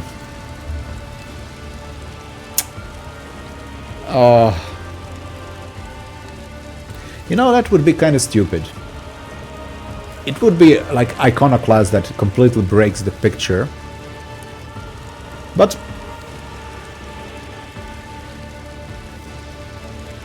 you know, it makes no sense. Because it's not like I'm so anxiously desperate to show other people I'm not so bad. I know I'm not bad, and these people are doing evil things. So, I don't know. Makes no sense, truly, that like enough blood has been spilled. I mean, he's the deluded fool. It's not like I want to kill him. Why can't we use the body of the confessor to show like he's actually the Nemesis? Why not that? I want to do that. 1 or 3. No, 2 or 3. I'm gonna be doing 2 or 3. But yeah, like kill a person then lie about him. Yeah, it just does not sit well with me. I'm gonna choose the iconoclast. Yeah. Does this mean I can go? Have you really? Forgive me, your lordship, I thought you... But then, I'm so sorry. Yeah, this is probably gonna backfire, to be honest, but... oh well. Hand flamer and a chainsword. This is bad, and this is also bad weapon, okay. That is one traitor dealt with, Lord Captain, but how many more have been poisoned by the false confessor's heresy? A new spiritual shepherd must be appointed quickly to banish any mutinous swords sown by the traitor in the minds of the crew and to strengthen their faith and obedience. Without a ship's confessor, the rabble will begin to whisper that the rebel is faking us, Yeah, so what to do? I will not just say deal with yourselves. Righteous fervor, blessed shields, or merciless salvos. I will not go to this then. Grant a cult the honor of guiding the congregation. No, there's gonna be a slaughter. Loyal crew member who is known No, just the Bloodspawn went to be... No, no, definitely not. A loyal crew member is known for the strength of their faith. Someone the children of the void will recognize as their own. That makes sense, okay. What's this? Creed must be strictly observed aboard a vessel. Let a high factotum find a true servant of ecclesiarchy elsewhere.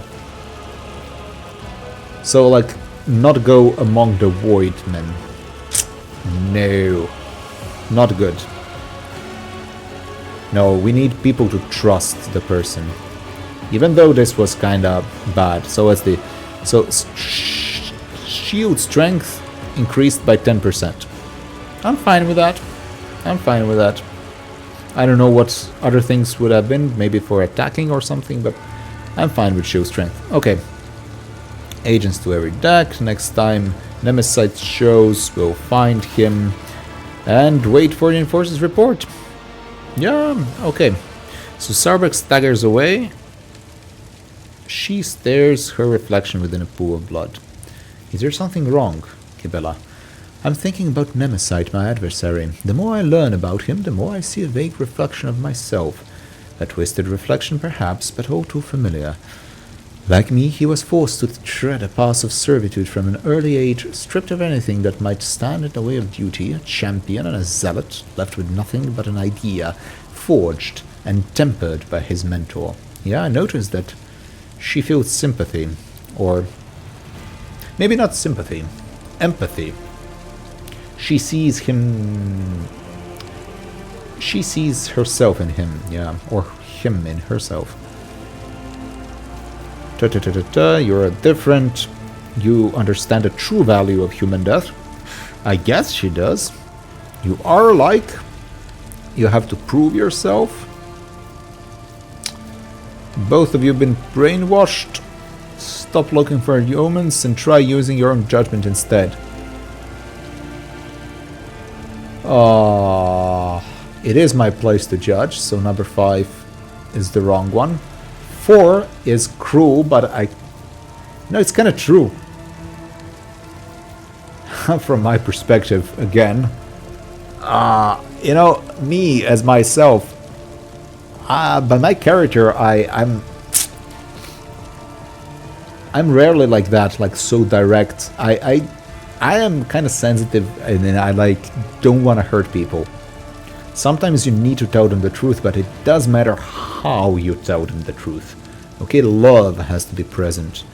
Okay, so the how part is really important. There is no love if there is no truth, but also vice versa. Okay, the truth is not complete if love is not shown either. So both elements should be there. So number 2, it's kind of true. You are different. He was a murderer.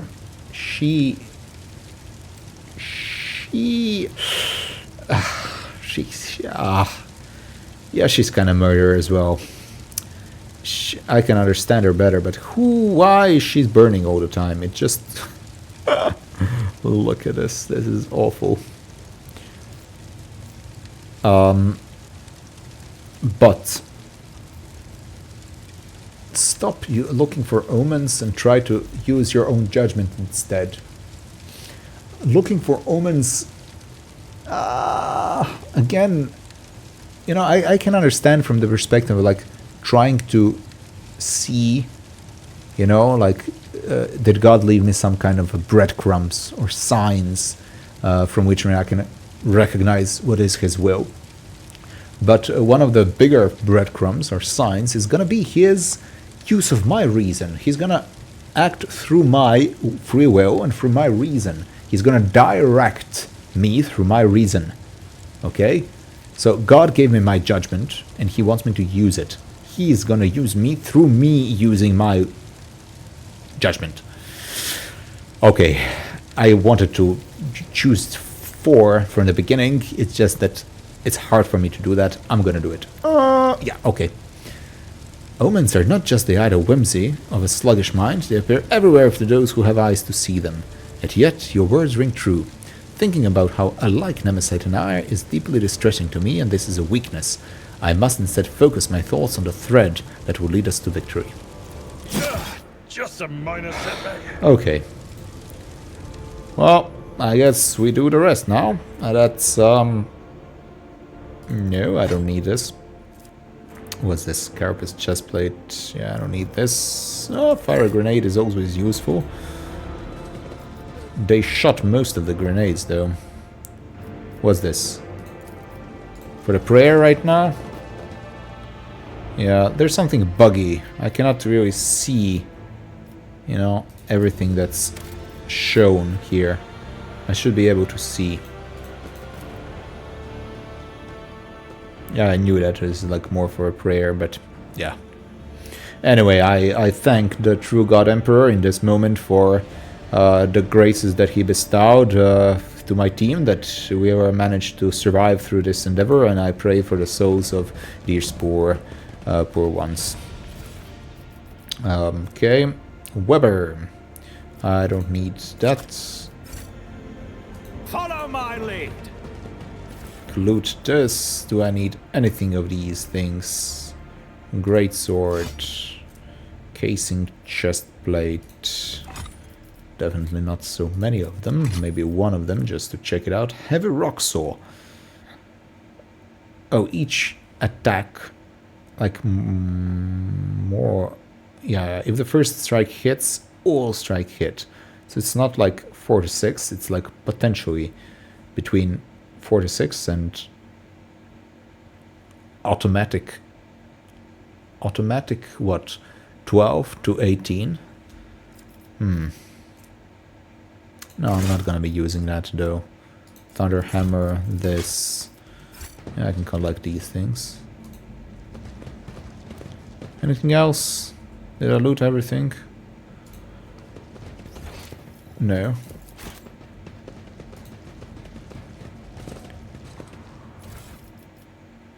Fiery retribution. That is a little bit stronger. Yes, I'll be taking that. Thank you very much. Heavy leather armor. Sure. I guess. And enemy finder. If the target of the wearer's ranged attack fails a toughness test with -10 penalty, that's nice. Attack inflicts exhaustion. I guess. I have too many of those things. Needle rifle. Let's put that. Let's put this. Let's put that. Rusty rock saw. Let's put that as well. Hand flamer. I'm not gonna be using that. Multi-melta maybe. Bloody pack, spinner's blade. I guess power pick. Not gonna use it. Chainsword. Yeah, Drukhari. Let's stay here, as well as this. These are like strong weapons. Serrated greatsword. I'm gonna leave it. This, no. We can get rid of this. Get rid of this. Get rid of this. It is kind of better. Dark Mikasa. I have a lot of weapons suddenly. Don't remember when from. Staff of Blood. Siphon Life. Ouch. Okay. Assault Lasgun. All these are kind of good weapons, right? Quite good weapons. So I guess bolter weapon proficiency, Pyro Pride. It's also quite good. Yeah, leave these things, I guess.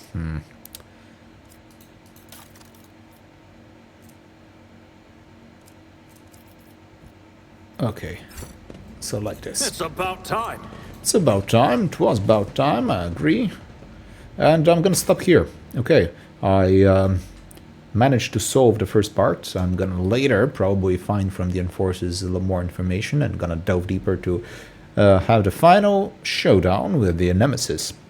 Now, I have started talking about quite a few interesting theological topics in this episode, and I would like to continue. You know, I could speak right now for another hour about things easily, even though I'm dead tired, to be honest. It's kind of late. It's like 10 p.m. right now.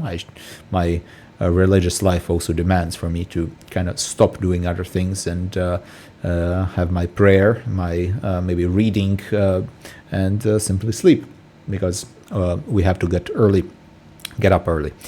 So, but I started speaking about doctors of the church. I had to stop because the game simply pushed me to other directions, and I didn't want to just, say something that's important to stop abruptly. So I just spoke a little bit about they are the teachers. They're very important saints in our history, and there's a variety of them.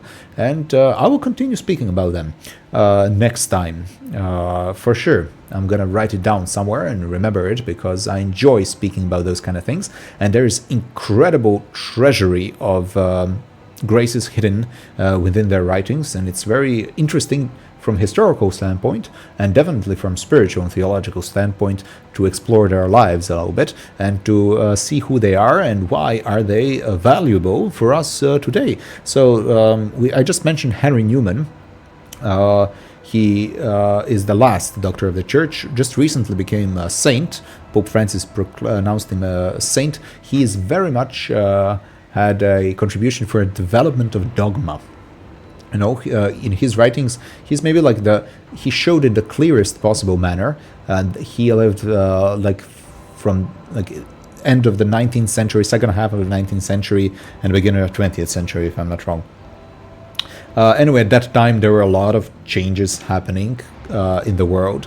A lot of different ideas of evolution, and not just like the Darwin, the evolution of species, but also like Hegel, evolution of spirit, and notion of nations. What does it mean to be a nation, and evolution of this kind of city-states and ethnical groupings into nation states and to larger nations and all that idea. So that was the issue of that time, to understand what does it mean for an idea to develop but to still preserve its core, the evolution of dogma.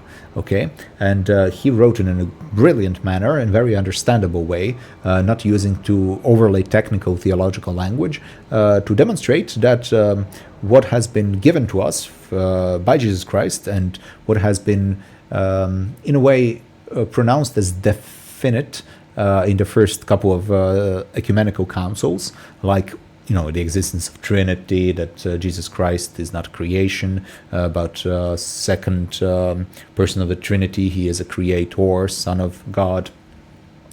Our Savior, he became incarnate. He's fully man and fully God at the same time, in one person, but in two natures, and stuff like that. Okay, so those are like very important dogmatic definitions. And Newman showed that the validity of the evolution of dogma in a way that it stays the same. Okay, it's just that we see more of it. Okay, I don't know, an acorn has its potential to be an oak one day.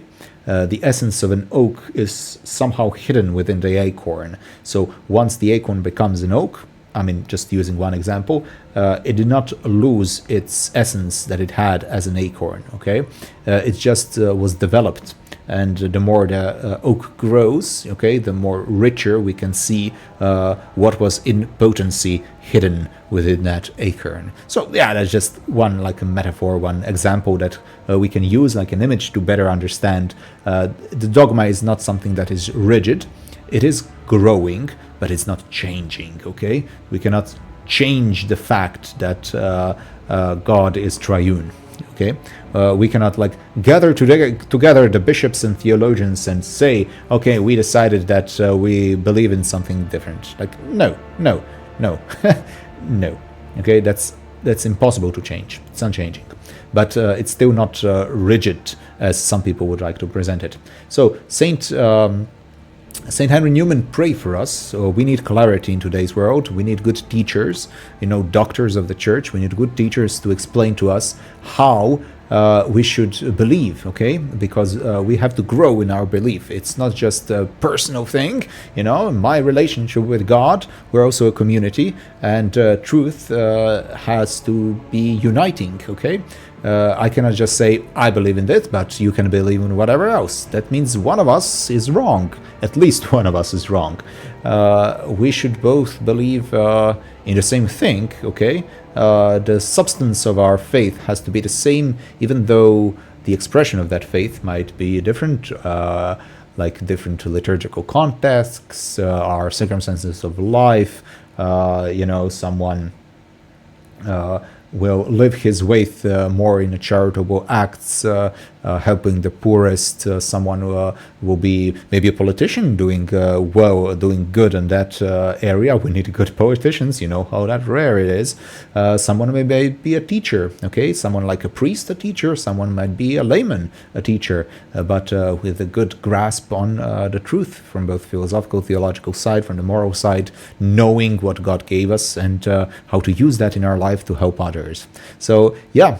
Saint Henry Newman, pray for us. God bless you all. It was a pleasure to play in this episode. I spoke to a lot more like spiritual, theological things. I hope you will like it. Please comment if you do like it. Thank you for all of your comments. You were very, very, very kind. I should have mentioned that at the beginning of the episode when I know that most of you will watch those like first minutes for sure. It's like, thank you. You. When I was sick, you wrote very nice comments and wishing for my recovery. That means to me. So even though it's not like I was not gravely ill, but it was hard, it was irritating, especially like I cannot just be in my room for a couple of days and miss the things that are happening here in the convent. So I was like half like a zombie, moving around in like not constantly. I still rested as much as I could, but it's not the same. Everybody has had like some kind of a sickness. I mean, it was not just a cold. It seems like I was using antibiotics a little bit. It might have been like a bacterial infection of the sinuses. So yeah, I'm not sure if it was, but the doctor gave me antibiotics just in case. Finally, God bless you. Goodbye, and I hope we'll see each other soon in the next episode. Bye bye.